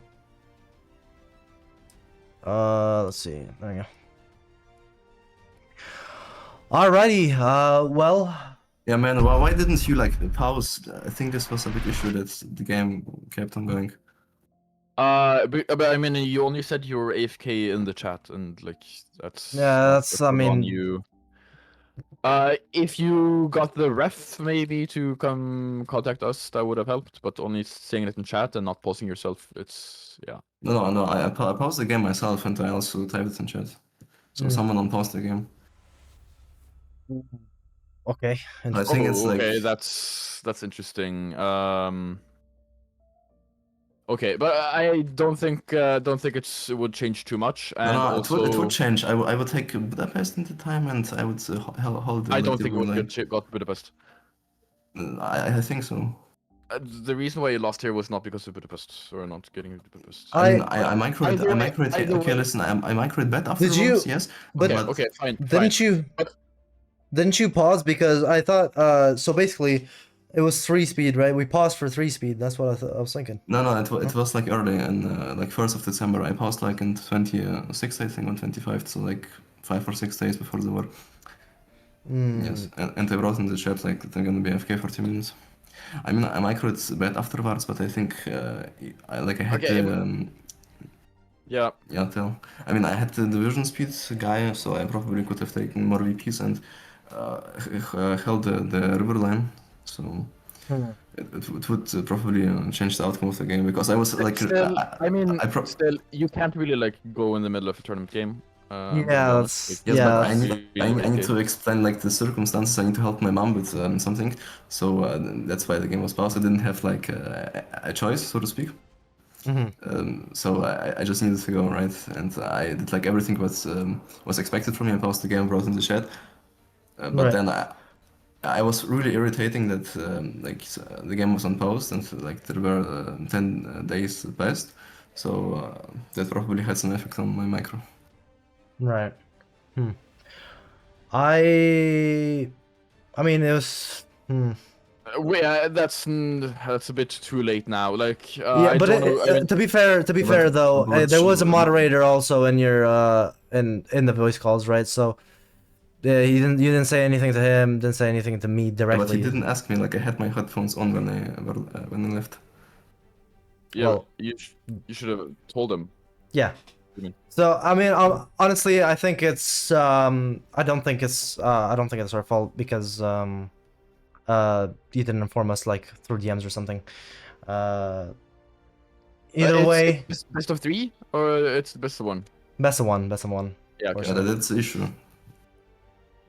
That's unfortunate. That's unfortunate. I don't know what to say otherwise. I But mean, it's- you can't be it's- going AFK middle. That's Yeah, but I explained like the You could problem have was told I didn't have moderators the as choice. well. Like, there are things you can do. I think that's. No, but I paused the game and wrote in chat like that I'm gonna be AFK. Like when I wrote it I'm ready, you read the chat, but when I wrote it I'm AFK, you didn't. So and also there was no moderator in the channel, like in my channel if I remember it correctly at this moment.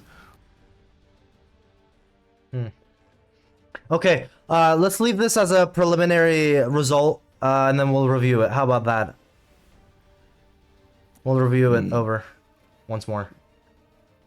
Sure, And if we do, think it's necessary for a rematch, we'll do a rematch. But I don't think that'll be approved. So it's just gonna be up to all of us to decide. We'll see.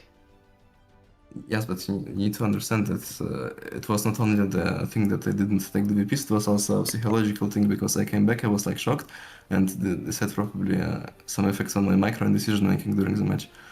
Like Okay, I well- still am micro bet. I like it's not. I'm not excusing myself, but I just want it to be considered. Okay, we'll take that into consideration.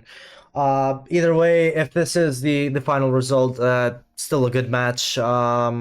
You know, there was a lot going on, obviously, and I think it wasn't a big difference, but I guess we'll just have to review that afterwards. Okay, sure. All right. Thank you for that. All right, so we'll kind of just we'll count this as a result for now, and then we'll obviously after the stream we'll review the footage and everything. After that, we'll decide. So if anyone wants to see the update for the match and stuff like that, you can join the Discord. It's !Hoi4RP to see the updates, and we'll obviously update you guys both, and maybe if it does come down to a rematch, we'll do a rematch. Yep, I'm just 10-minute late and I'll show up. Okay. All right. Perfect. It would probably be today though because semifinals is tomorrow. So Oh, I see. So Either that or very early tomorrow, but that's probably not gonna be like. yeah. I think, So either way, it's still close. All right. Well, Espanhol, I mean, you won the match. What kind of was, going through your head when you... I mean, your plays were pretty good, right? So the North kind of collapsed. What was that about? It was kind of lured them in the north, but the main thing is just I got to the BPs faster because Bjuge wasn't Bjuge. mining for the first few minutes. Yes. Right. Fair enough. So that was the big deal. I got to the mountains first, so I just could sit there. Okay. And do you think you could have improved on anything this match?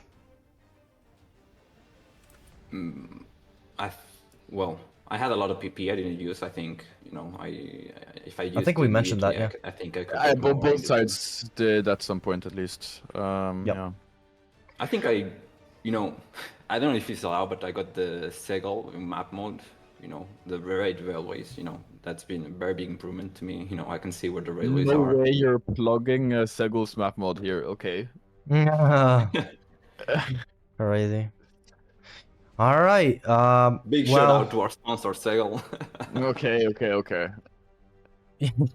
Bjuge, do you have anything to say? I mean, about your match and stuff like that. I mean, yeah, like I'm sorry about my performance and about my micro.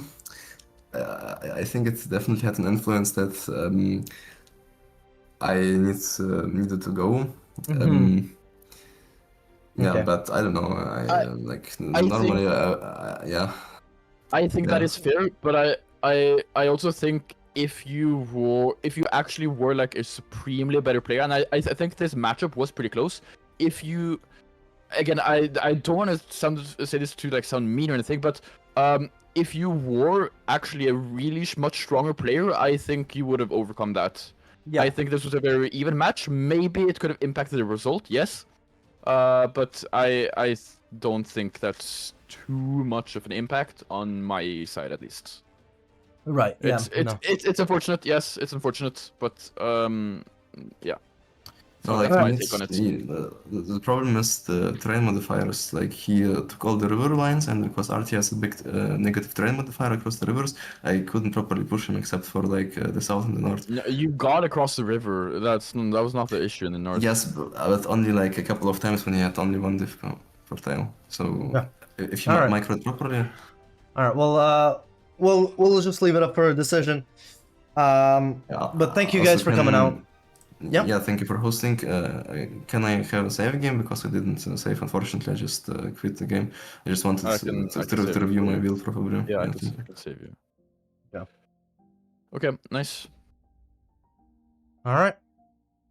Well, thank you guys for coming out. We'll actually, decide soon here, Cheers. likely. Yeah, Maybe thank even you for organizing. Yeah. Of course. All right. Bye-bye. Yeah, see you. Bye bye. Yep. All right. I mean, that's unfortunate. I think, yeah. Yeah, so I mean, this is the preliminary result, but I doubt it's gonna go through. Either way, Espanhol moves on to the semifinals. If anything, we'll have a rematch later today. So make sure you join the Discord. Let me go ahead and pin that actually before the next match here. Just join that, and then we'll have the next match going here soon. Do you have anything else to say, Sub-Zero, before we go into the other match? I mean, I might as well comment on the drama a bit more, because I feel like this happens in tournaments, right? I think this happens, and that's sort of what you have to live with. Yeah, of course. Yeah, so I think that's not too much we can do about it, and I also don't think it was that much of a difference. If Bjuge was actually that much stronger of a player, which I think he has the potential of, but right now in this match there wasn't that. I don't think he was that much stronger.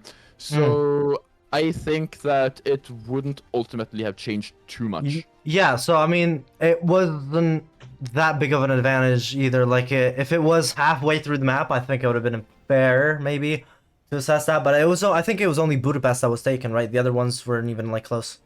So Yeah, and I mean, he even managed to push in the south as well. yeah, yeah. So I think he could have cleaned up his micro in the south, and he definitely could have won this match, and also been a bit less aggressive in the north. Right. He had much better chances in the south than he did in the north, and he lost a lot of units because of his overextension as well. But yeah, that happens. That happens. Yeah. all right.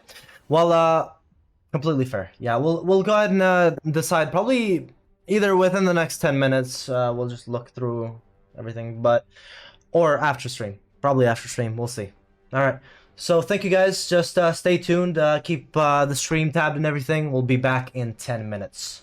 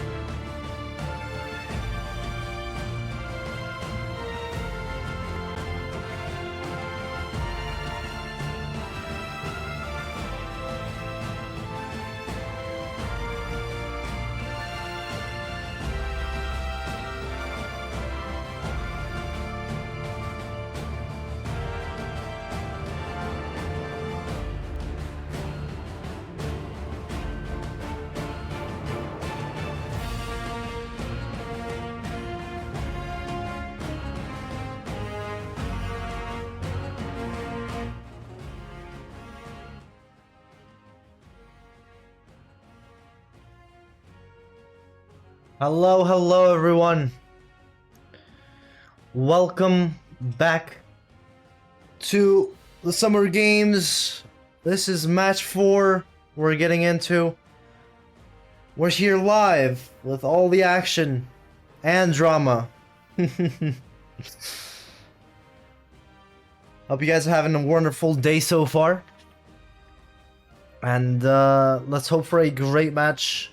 This is the last match we have going on right now for the quarterfinals, right? So we've done 3 matches already, and we've got another one coming right at you. So, Segl and Artemworld already done. BigFrog and Yolk as well, and Espanhol and Bjuge is in dispute. But the likely outcome is Espanhol winning. So, Jarko and Sojourn. We got a pretty interesting matchup. Last time around, Jarko did a lot of encirclements. I think that was probably the most we've had in the whole tournament so far in the first edition or the second edition of the Summer Games. Sorry. So, Jarko, the Polish top player, probably. He's third in terms of rankings in the Summer Games. We didn't even have to draw him. We had Segl, Bjuge, and him be the top 3 to take a spot without even being drawn to kind of balance everything out, right? We have Sojourn here, an American. And last time around, we definitely saw some interesting play for Sojourn as well. But the debate has always been, since that match, has always been if Sojourn is actually that, skilled in a way, right? Because he had a pretty weak opponent, from what I've seen, at least from people talking, right? And today, I'm also joined here by SumZero, one of the lead developers of the Commanders mod. It's an honor to have you here. Yes, hello. It is very good to be here. Yeah, as you've already said, I am the current sort of main developer of the mod. We have another team, but current active developer, I would say, and also a previous player. I've played in some of these tournaments previously, in the Speed 5 tournaments. So I have a bit of experience from both of the scenes, both as a player and as a mod developer scene. And yeah, what perfect way to break down plays and the mod itself. We have SumZero here. If you want to check out any of these people, including SumZero and I, you can go ahead and do ! credits to see who's contributed to the tournament, behind the scenes, and all that stuff. Definitely some great names. Let's go ahead and just bring these players in and let's talk to them. See what they're saying. Oh, I almost dragged in the channel. There we go. All right. Perfect. All right, how you guys doing? Hey, I'm doing alright. That's great to hear. What about you, Jarko? How you doing? Mike static, nice. All right. Well, we've got an exciting game ahead of us here. Both of you did pretty well in your last games. Jarko, you had a pretty decent matchup last time, and you did pretty well against them. I think that was the most encirclements we've had in a game, as well as I remember at least. And Sojourn, actually, I think Sojourn actually broke that record. Now that I think about it, around 70 divisions he did. So how do you feel going into this match?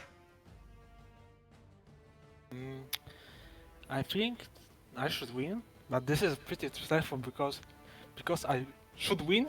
This put a pressure for me because I cannot lose because people will laugh at me, especially my friends. Yeah, I mean, you gotta win. We also saw this previously, right? With Segl having a really tough time against an opponent you maybe wouldn't expect it against. So yeah, this could this could go a different way. You know, there's a possibility. Yeah, So, absolutely.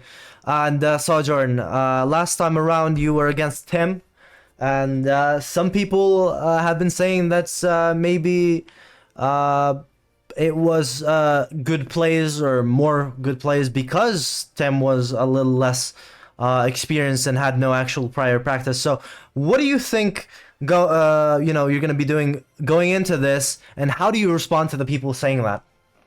Yeah, well, I mean, I can understand why they'd say that. Just up to me to play well, you know, win or lose. I think I'll put a good match, and that'll answer that because I know I'm against a strong opponent, so all I can do is play well and hope for the best. Yeah, perfect. All right. Sub-Zero, if you have any questions for these two, if not, we can get it going with the wheel spin. yeah, I think we should just get right into it. I think it's pretty interesting to see what they will pick. So I think that's gonna be more interesting here. All right. Spin it. Yeah, of course. Let's go ahead and spin the wheel and see who gets the first pick. Ooh. Oh? Oh, there we go. Okay. Yeah. Sojourn gets the first pick. Okay, I went again. Okay, I didn't see that. Let's go powder keg. Oh, you're going with map. Okay. Another powder keg. Okay. Another powder keg here. Yeah, interesting. Interesting. All right. Fair enough. It's probably the most we've had ever. Fair enough. And Jarko, which faction will you be going with? I will go with Axis. Okay. All right. Fair enough. Fair enough. All right. Let's go ahead and get ready and start the game here. All right. Good luck, guys. Have a fun game. Thank Bye-bye. Hey. Yeah, so this is we picked a wide map here, right? Bulk power podcast here is a pretty wide map. So you would probably assume maybe Jarko is really confident with his micro, or maybe he just thinks like he has a pretty good advantage, and in those situations you sort of want to pick a map where you can sort of use that to the fullest. There aren't that many tricks you can do on this map compared to some of the other ones. Maybe it's just a pick to like play solidly. We'll see, I guess. All right. Well, this is the second match in a row we're getting the power kick here. Definitely gonna be an interesting one for sure. So let me go ahead and update who's who in the chat as well. Yeah. While you're doing that, I'll quickly check to see if there's any early estimates we can see from their builds. Ooh, this is interesting from Sojourn here. Producing anti-tank day one. That's quite unusual, honestly. It's not necessarily bad. I definitely think there is a place for it. So, he is probably afraid of Jarko doing a tank build here. Something similar to what we saw last time, where Bjuge did AA2. Right. But yeah. Fair enough. All right, let's go also, ahead with them producing anti-tank here, it's probably going to be infantry build. I will also definitely say that. You really want anti-tank in your normal infantry if you're going to tank build. Alright. Let's go ahead and start this prediction as well. For the people in chat, so they can predict and see who will actually, get rewarded with a channel points. It's a pretty fun thing we do. It's the second time we've doing this for the second edition. It's kind of like a theme here with the gambling, huh? Wait, am I allowed to gamble as well, or am I like? No, you can. No, you can. Okay. Okay, good. So far, Sojourn is winning by a fucking ton. No, Jarko is what? Oh, Jarko is, sorry. Yeah, my bad. Yes, yeah. So Segl is playing in this tournament. He has already won his quarterfinal game, but I am not playing. I was a bit too slow. Yes. Getting into it. A bit, just a tad bit. Yeah. So yeah, we will. I think Segl is only on the 1v1 thing. I think. Yeah. But I think Jarko is also in the 2v2 one, right? Or am I confusing it? I think so. Honestly, it's I kind of confusing. actually There's don't too many remember this. players. Yeah, so many different players. Let's see. Yeah, I have it here. No, he's not. But we have Uzi, BigFrog. Yeah, some of and these solo West- players. 5Cube as Yeah. well, but he was knocked out. Dressler, or however you want to, Xi Jinping on Discord. He also did really well against Segl, right? So it's also interesting when we get to the 2v2s. Mhm. Yeah, I think both parties are ready here, if I'm not misreading it. Also Yeah. interesting here on Jarko here, day 1, already queuing up 5 on anti-air. Maybe Oh. he's predicting an air build, or maybe it's hard to say. I don't really see the point in not doing AA from day 1, because you retain a lot of efficiency and produce a lot more, but Mhm. maybe he has a good plan here. Mhm. Um, Sojourn doesn't Yeah, have a land warfare facility either, which is interesting. Yeah, I don't necessarily think you have to do landwork facility, because it does cost you about a mil that you have from that early on. So it's not necessarily worth it, but you do Right. see a lot of people do use it. Yes. Yes, it's kind of the common theme, at least. Yeah, it definitely is. But yeah, so Some Zero is not playing. He's here with us just as a co-caster, special guest. Just breaking down the plays and having fun. Yeah. Basically it. Also seeing okay, Jarko researching AA2, so maybe AA is just for piercing as well. Seeing Sojourn here going infantry equipment, also pretty early on, getting gun 2. Which I would definitely recommend. That's a good play here. Fair enough, fair enough. Now, but it's also the sort of the skill test here if Sojourn remembers to do armor reformer as early as possible. Jarko was a bit slow, but yeah. There we go. No, he is not. Alright. That's Fair enough. 60. Okay, but it's probably not too bad, but it's 66. Okay. He's also got this army command to get experience, so. Is he saving up for something else? on Maybe he's doing Jarko. an industrial concern. I've seen some people do industrial concern or war eco and such like really early on. I don't know. We'll see when he starts picking it. Fair enough. Also, interesting thing here. Jarko is building an airport here in Ljubljana here. Oh, okay. I think this is definitely for pair dropping. He's building it really close to the front line, so he's probably doing some pair dropping stuff here. Yeah, I was gonna say that. Could be the case. That was pretty Yeah, quick. you also see Sojourn here. He spent his PP on industrial company here. Not usually. I mean, it's definitely not typical. You really want the arm experience here. Maybe he knows something I don't, but armor reform here is definitely the normal pick. Right. But he is doing something different here, so let's see if it works out. Let's say. Factory output. See.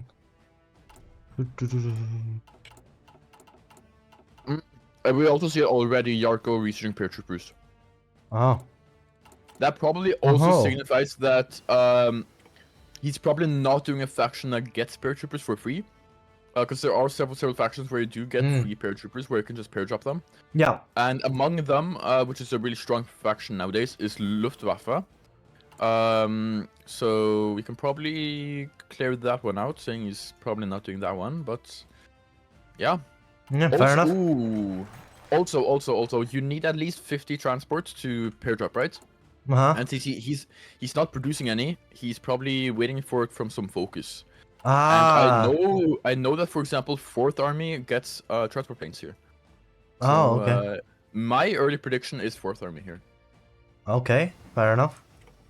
It's a good prediction, actually. Yeah. Also. And he also gets air, so. Yeah, looking back at Sojourn here, he finally picked his armor reformer, which is good. So he's not too late on that, only a bit experience behind. Also having a lot on guns as well. 22 on guns. We do not see the same from... That is a lot. No, check out Jarko here. He's producing Nice. some. Yeah, he's got a lot as well. No, but he is producing tanks here. House Oh, runs. tanks. Oh, yeah. He also forgot MIO on the tanks. This is also a quick check to see if he is stream sniping, but yeah. That's missing out on 10% breakthrough here. Alright, fair enough. That's unfortunate. That's fair enough. Alright, so I guess Sojourn kind of going for the anti-tank build, kind of paying off, I guess, because he's predicted that. This is also really. I mean, he predicted that day one. Like since he did, AT here is a pretty good choice. I think anti-tank is a bit stronger than AA is. But most people prefer AA2 just for the versatility. Having both against air and not. Yeah. I think that would have probably been a better choice. Yeah, okay, you see him going for Germany here on Axis here on Jarko. Yeah, okay, so he's going for the 4th army. Yeah. Yeah, but he's also producing tanks without a tank bonus is also not that common. Let's see if he goes for the 4th army. Let's see if your prediction's right. Still not picking. Interesting. Oh, there you go. Yeah, there is he. Okay. Yeah, and on allies here, you're seeing Commonwealth as well. Okay. Yeah, he's just mass producing a lot of divs here. You're seeing he has 32 on guns here, and yeah, he's mobilizing more and deploying more. So he has a ton of divs here. God, this water's good. Yeah, again, this is also like the interesting thing here, because Jarko is doing sort of a tank build, sort of not like he's doing. He's air as well, and he's doing tanks. So he's spending a lot of like I see a lot of like production on not infantry stuff. Right. So, yeah. No. So Sojourn's strat can definitely punish Jarko here if Jarko is not careful. Okay. Fair enough. Yeah, we'll see with that also once war starts. The deficit is a bit noticeable on Sojourn's side for some things. For most things, actually. Yeah, that is actually very true. He's got double the deficit for infantry equipment, almost double, and then yeah, that's bad. Basically double on everything. I think it's probably gonna be fine, because yes, it's 15,000, but he has 32 on guns, right? Yeah. So, by the way, he's been soon, not yet. He gets air core. He's getting 150 fighters from this focus tree. Sojourn could counter those transports and CAS. Dig for your victory. And now this is also interesting, right? The people in chat saying the armored car is broken. In this match right here, it definitely is not. I would not do armored cars here, even though people have been calling in an exploit, because you only have support artillery, so it's only 10% on that one company, and it also reduces your org. So you gain 2.4 soft attack, but you lose out on 2.5 org. Right. And since your org is lower than your soft attack, that extra 2.5 org is a lot more than that 2.4 soft attack. Right. In terms of divisions, yeah, Sojourn's got the artillery, anti-tank, and the armored cars recon that you were talking about. And we're at 3 speed now. Are we pausing because we're pausing for speed, or what are we doing? I think it's definitely for speed. If you don't see anything in chat or anything else, then just continue. That's honestly. You gotta make sure, you know. Yeah. For Jarko, he's got rocket artillery. I don't think I've seen Sojourn do rocket artillery, has he? Oh, he has. But not on the divisions. Yeah. It's definitely more important not superior firepower to get rocket artillery, because it's a support company and you get so much support company bonuses on superior firepower, right? He actually just added that support rocket artillery. So yeah, this is also interesting. like Jarko here has per jumpers set up and the order immediately activated, right? Oh, yeah, he does as well. But if Sojourn actually remembers to put up air before war starts, it's stop not gonna it. fire at all. Yeah. Again, this is also, I'm plugging my own mod here, but in normal vanilla, you can actually pair drop day 1 under red air because of some weird mechanic, but we have patched this in this mod. Okay. So having air here could definitely stop this pair drop. Fair enough. So if Sojourn remembers to put it up, it's gonna hurt a bit for Jarko because he's wasted a lot of resources and time just trying to get the spare drop here. Yeah. We also see his Space Marines here. Oh, what? 18 widths on Jarko, yeah. Even though, they are Space Marines, they are actually...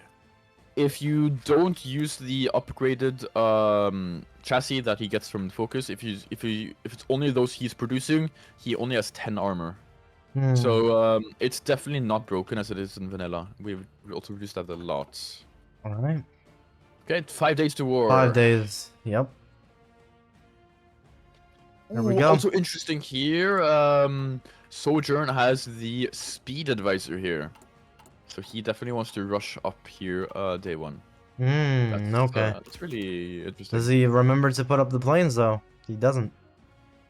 Not yet. I mean, no. It's unfortunate. Oh, he's got naval invasion as well. Definitely save him. Jarko. I don't know if that fires, depending on the other's navy. Oh, and here we go. Okay, now it's war. Let's see if this naval or this landing pops off. Yeah, the pair drop is gonna land now that there's no air up. Yeah. Yeah. Yeah, and now we also see this is also a different strategy than most other people. Is Jarko? This is sort of an old strategy, I would say, an old meta where it's where you just rush for the VPs and try to hold them as like hard as possible.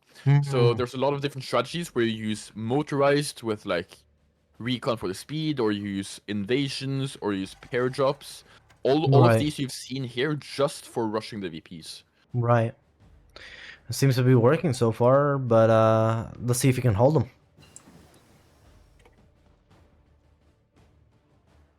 Sojourn also, he has put up air now, but it didn't stop the Too pair drop. late. It was a bit too late. Yeah. Too late on the preparing there. I'm also quickly gonna check if the anti-tank will pierce. Yeah, anti-tank 1 will First definitely encirclement. pierce this army. Oh yeah. Up in the north. He's got those down. Sojourn needs to react. Here. Oh, no, actually, he's got them. Sojourn has out. a lot of divs here, but if he can't micro them properly, it doesn't matter because right now he has 12 divs, just standing several tiles behind the front line here. Yeah. Another tile, there's 14 divs in one tile. Right. So if he manages to use everything, I definitely think Sojourn can have the advantage here. Yeah, for sure. Because he does have a lot of divs. Yeah, and he is pushing through most areas right now with these divisions. Let's see. Another difference here as well is Sojourn's infantry is also partially gun 2, and will become more and more gun 2 as the game goes on, because he is producing a lot of gun 2. He is. While Jarko is only on gun 1. Right. So That we might could be- notice a difference in quality of infantry as the game goes on. Yeah. I don't think we'll make it that far, of course. Yeah. So we got 4 victory points for the Axis right now, and 1 for the Allies. Belgrade looks pretty secure. But a bit further south, there are some moves here. Yeah, I mean, could be an encirclement. Yes, Sojourn has Of to be 4 careful here. divisions. He's walking into one of them. Oh. Counter encirclement. No. Ooh. Oh my god. But no, he breaks out. Yeah, so this is... Yeah, he breaks out. That's a He's win for him. composed He just needs out, to he- reinforce though. He needs to get it. Divs out though. They're just standing there. They're gonna be pocketed again. Yeah, no. Lose the divs again. He's trying for an encirclement of 1 division. He's risking all of them. Yeah, there you go. It's not. That wasn't worth it at all. That was not worth it at all. That is what? Still not over, still 10 not over divisions? because Yeah. Jarko is leaving the tile open, so he might be able to get him out again. Oh yeah, there you go. But now he has to get them out. He has to micro them. There's no supply. Yeah, there's no supply there. Oh, he might lose more from this encirclement. Oh. Aye. Sojourn also cancelled his 13 divisions. garrison order here. 13 divisions. Oh, you Cancelled did? his garrison order, so he's losing out a lot of stats here. Almost 20% Yeah. here, and I think this case. Oh. I think this amount of division was too hard for him to micro, sort of. Maybe he had to split them up into more generals, because he has a lot of generals he can use here, but... 13 divisions. Wow. That's a lot lost here. Yeah. See the casualties go up. It's 70,000 right now. Yep. Up to 85. And we can watch We're this gonna again, right? He just left that tile open. You know, killed his divisions. And they can't go anywhere, right? Sarajevo's just there. So, unfortunate. Yeah, while Jarko did leave it open so he could get them out in the previous encirclements, now he didn't. Yeah. Now it's really... It's really tight, yeah. Yeah, really tight. Unenforced. Yeah, you're seeing the casualties going up, already up to 100,000. Probably gonna go up to even further, to 120, 130, 140, maybe. Yeah, probably. Very small encirclement in north here. Jarko might lose one division, but Yeah. I don't think it's gonna make up Oh, those. no. No, he broke out. Yeah. Alright. Interesting.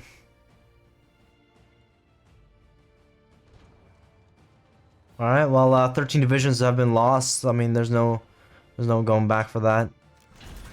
Yeah, although Sojourn is realizing that Jarko doesn't have any planes, so he is making casts, which might be good, might be too late. It depends. I think it's too late, but we'll see. Could work. I mean, He's got actually, 4 it looks divisions in the like- north. Oh yeah. Oh yeah, that's actually really good. Yeah, that's good. Doesn't look like Jarko is noticing it. No, he hasn't If noticed he that. gets that, it doesn't mean it's over. I would say this is not too late if he managed to get that. Oh. He needs to. I think he needs to move more of his divs around. He has a lot of divs in the south. Okay, he's doing it now. He's doing it now. Sort of. Oh, 3 divisions circled. Oh, Yeah. 3 divs. That might could be broken out, maybe? No. No. I mean, he's not microing it. And like, the north one is the 4 divisions are out, so damn. That's unfortunate. yeah. I honestly think this is just Jarko having a bit more experience, maybe a bit more micro. Yeah. 'Cause I don't think this was a bad build on Sojourn's part at all. I definitely think this was definitely a decent build. Could Yeah. definitely have done a lot better if Sojourn was a bit more active, I think. Right. He's got 1 division circle, but that's not gonna make up for like the 17 he's lost already, so Yeah. unfortunate. 211,000 losses on allies and only 90,000. 90, yeah. That is bad. And it's even getting that one division in north to get out as well. Yeah. It's- At least he got that. No. Yeah, at least he got that, yeah. South is also low-key collapsing. I mean, I think he's pushed a little bit, Jarko here. Yeah, Jarko is just definitely keeping the pressure up, and I mean, he doesn't have it. He does have surplus, so it's not that bad. Yeah. Yeah, no. It's not as bad. About these casts, is there any casts anymore, or is he research or no? Oh yeah, actually he has 3 factories, okay, on casts, Sojourn. I mean, Jarko actually also has some casts because spawn-ins, but they're not. They're doing something, but it's still it's under red air, so it's not doing that much. Yeah. Fair. Yeah, Sojourn really needs to look for something to come back here. Yeah, I mean, think he's making some mistakes because one of the things that could definitely help here is you can take there's a focus that gives you adaptable on one general. If you take that on your main general, then I think it's a lot easier to push in, for example, the mountains. So if he wants to make a play in the mountains, he can like pick that focus and get adaptable, and maybe try. He's trying something in the north. Although he is trying something north, moving a lot, going for something. He's going for something behind it. But he needs to cover those lines a little bit. Yeah, but he's not getting encircled immediately, because he does right now have divs every tile, but nah, not enough divs. He can pin that. This is. He can pin. He needs to pin it with more. He needs to get more divs in. Yeah, exactly. Could backfire here. Oh, look behind. Look further back. Look at the supply bin to Timisoara. Oh. Are you seeing it? Are you seeing it? What? Which one? Okay. He didn't get that. He was doing a bigger encirclement here in Timisoara. He was walking across the river on both sides and going for the bigger encirclement. Oh, damn. You see it now. You see it now. Yeah. Now he's got the supply. Probably he's not enough, though. He's gonna get the other encirclement though, but he's not gonna get that tile. Yeah, this is still two ranger spawn-ins lost and another 15 divs. This is really bad here. Oh. It is completely over for Sojourn here. I don't think he can come back from this. Wow. He's up to 320,000 casualties. It's gonna be even further. Oh, he paused. Oh. Does he not know there's a surrender button? Do you want me to go talk to him? Sure, you can. Yeah. Alright, well, that happens. Let's just go and look at that play once more. As we saw, right? Timisoara, no supply hub. He took that supply hub. Jarko leaving no space for anything on Sojourn's side. And, okay. It was nothing. Yeah. Okay.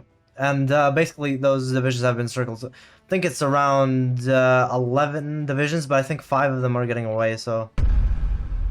Let's go ahead and go back. And he lost another 4 up here as well, just now. Oh, he's gonna lose even more than Belgrade. Look in Belgrade. This is gonna be really Lord. bad here as well. Gonna lose even more divs.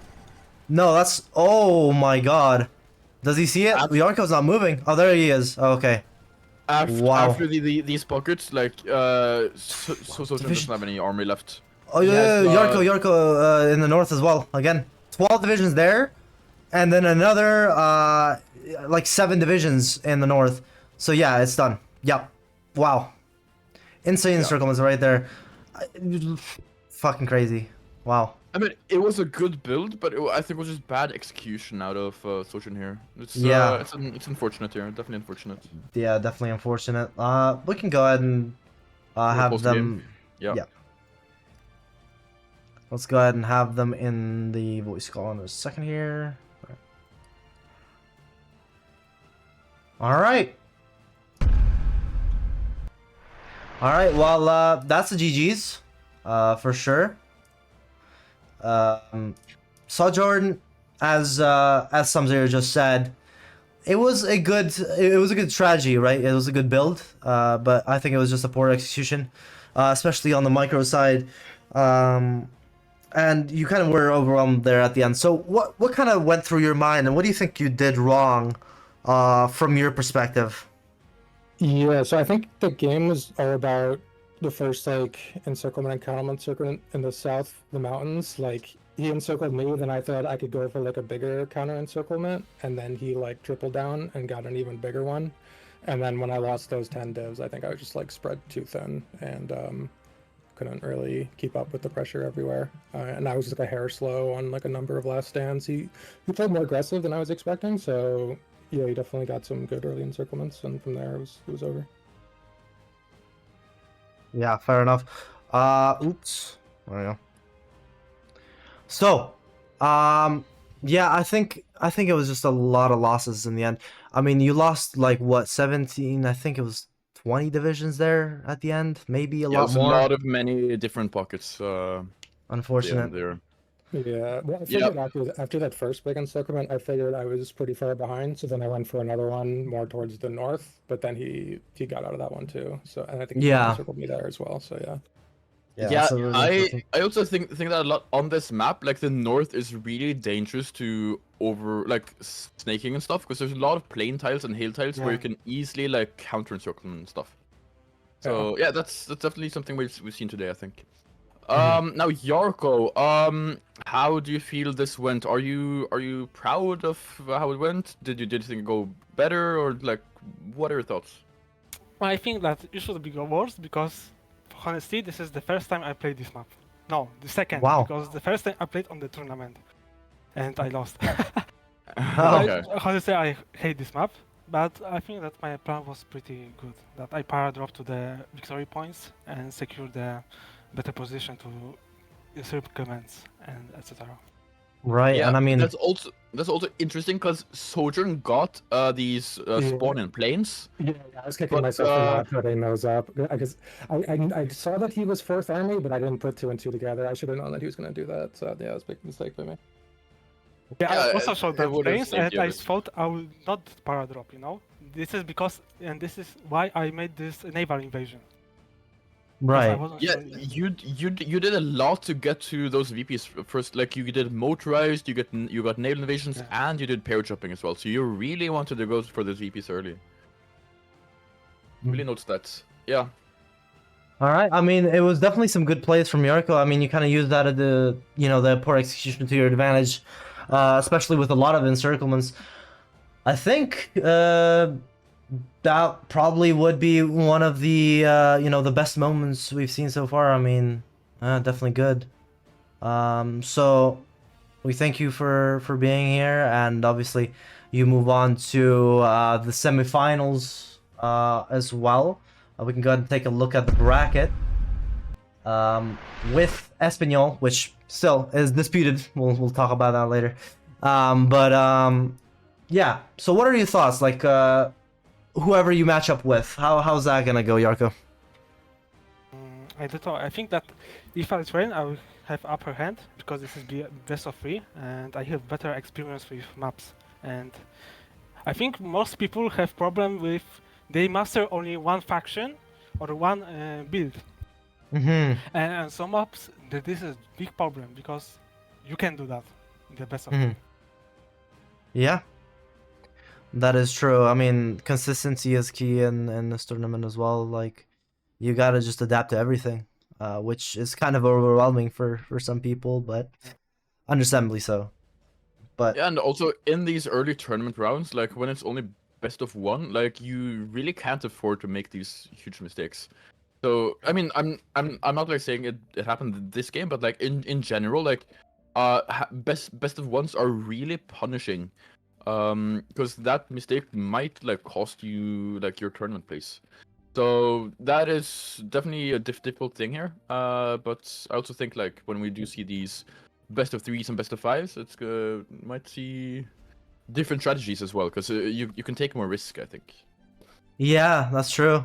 You can test everything out, and that's the beauty of it, kind of, with the best of 3s. I'm really excited to see the best of 3s for sure. It's gonna be an interesting thing. Yep, go on. Also, what I noticed is we never seen Nordwind, and I think we only played Sun and Blue once in the tournaments or twice, and I don't think people know how to play. Also, Marco Polo, this and Desperado, these maps are pretty different, and you have to have different strategy. Also, you have to use air and navy, which most players can do that. Yeah, that's very true.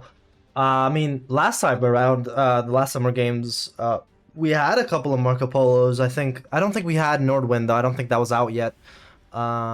So we might see that happen here. I mean, Jarko, you could surprise us as well with the map, new map. But yeah, all right. We thank you guys for being here, and hope you have a great rest of your day. Oh, obviously Jarko will get you sorted with like a schedule for the next match, and then we'll get that sorted after. Yeah, thanks for hosting this. This was fun. Yeah, of course. Have a great rest of your day, guys. Later. Goodbye. All right. Well, that was the last match of the quarterfinals. It's definitely been a fun journey so far, and it's almost over for the 1v1s, right? The thing is, we got 2v2s as well, and we got the same people, right? We got some Zero, I think, for the quarterfinals. We'll see how that pans out, but we'll definitely have some people with us as well. It's gonna be very exciting. What do you think so far from what you've seen today, Sub-Zero? Like, what will we see from the top players here? I mean, we have Segl, BigFrog, Jarko, and Espanhol, disputably. But what do you think we'll see?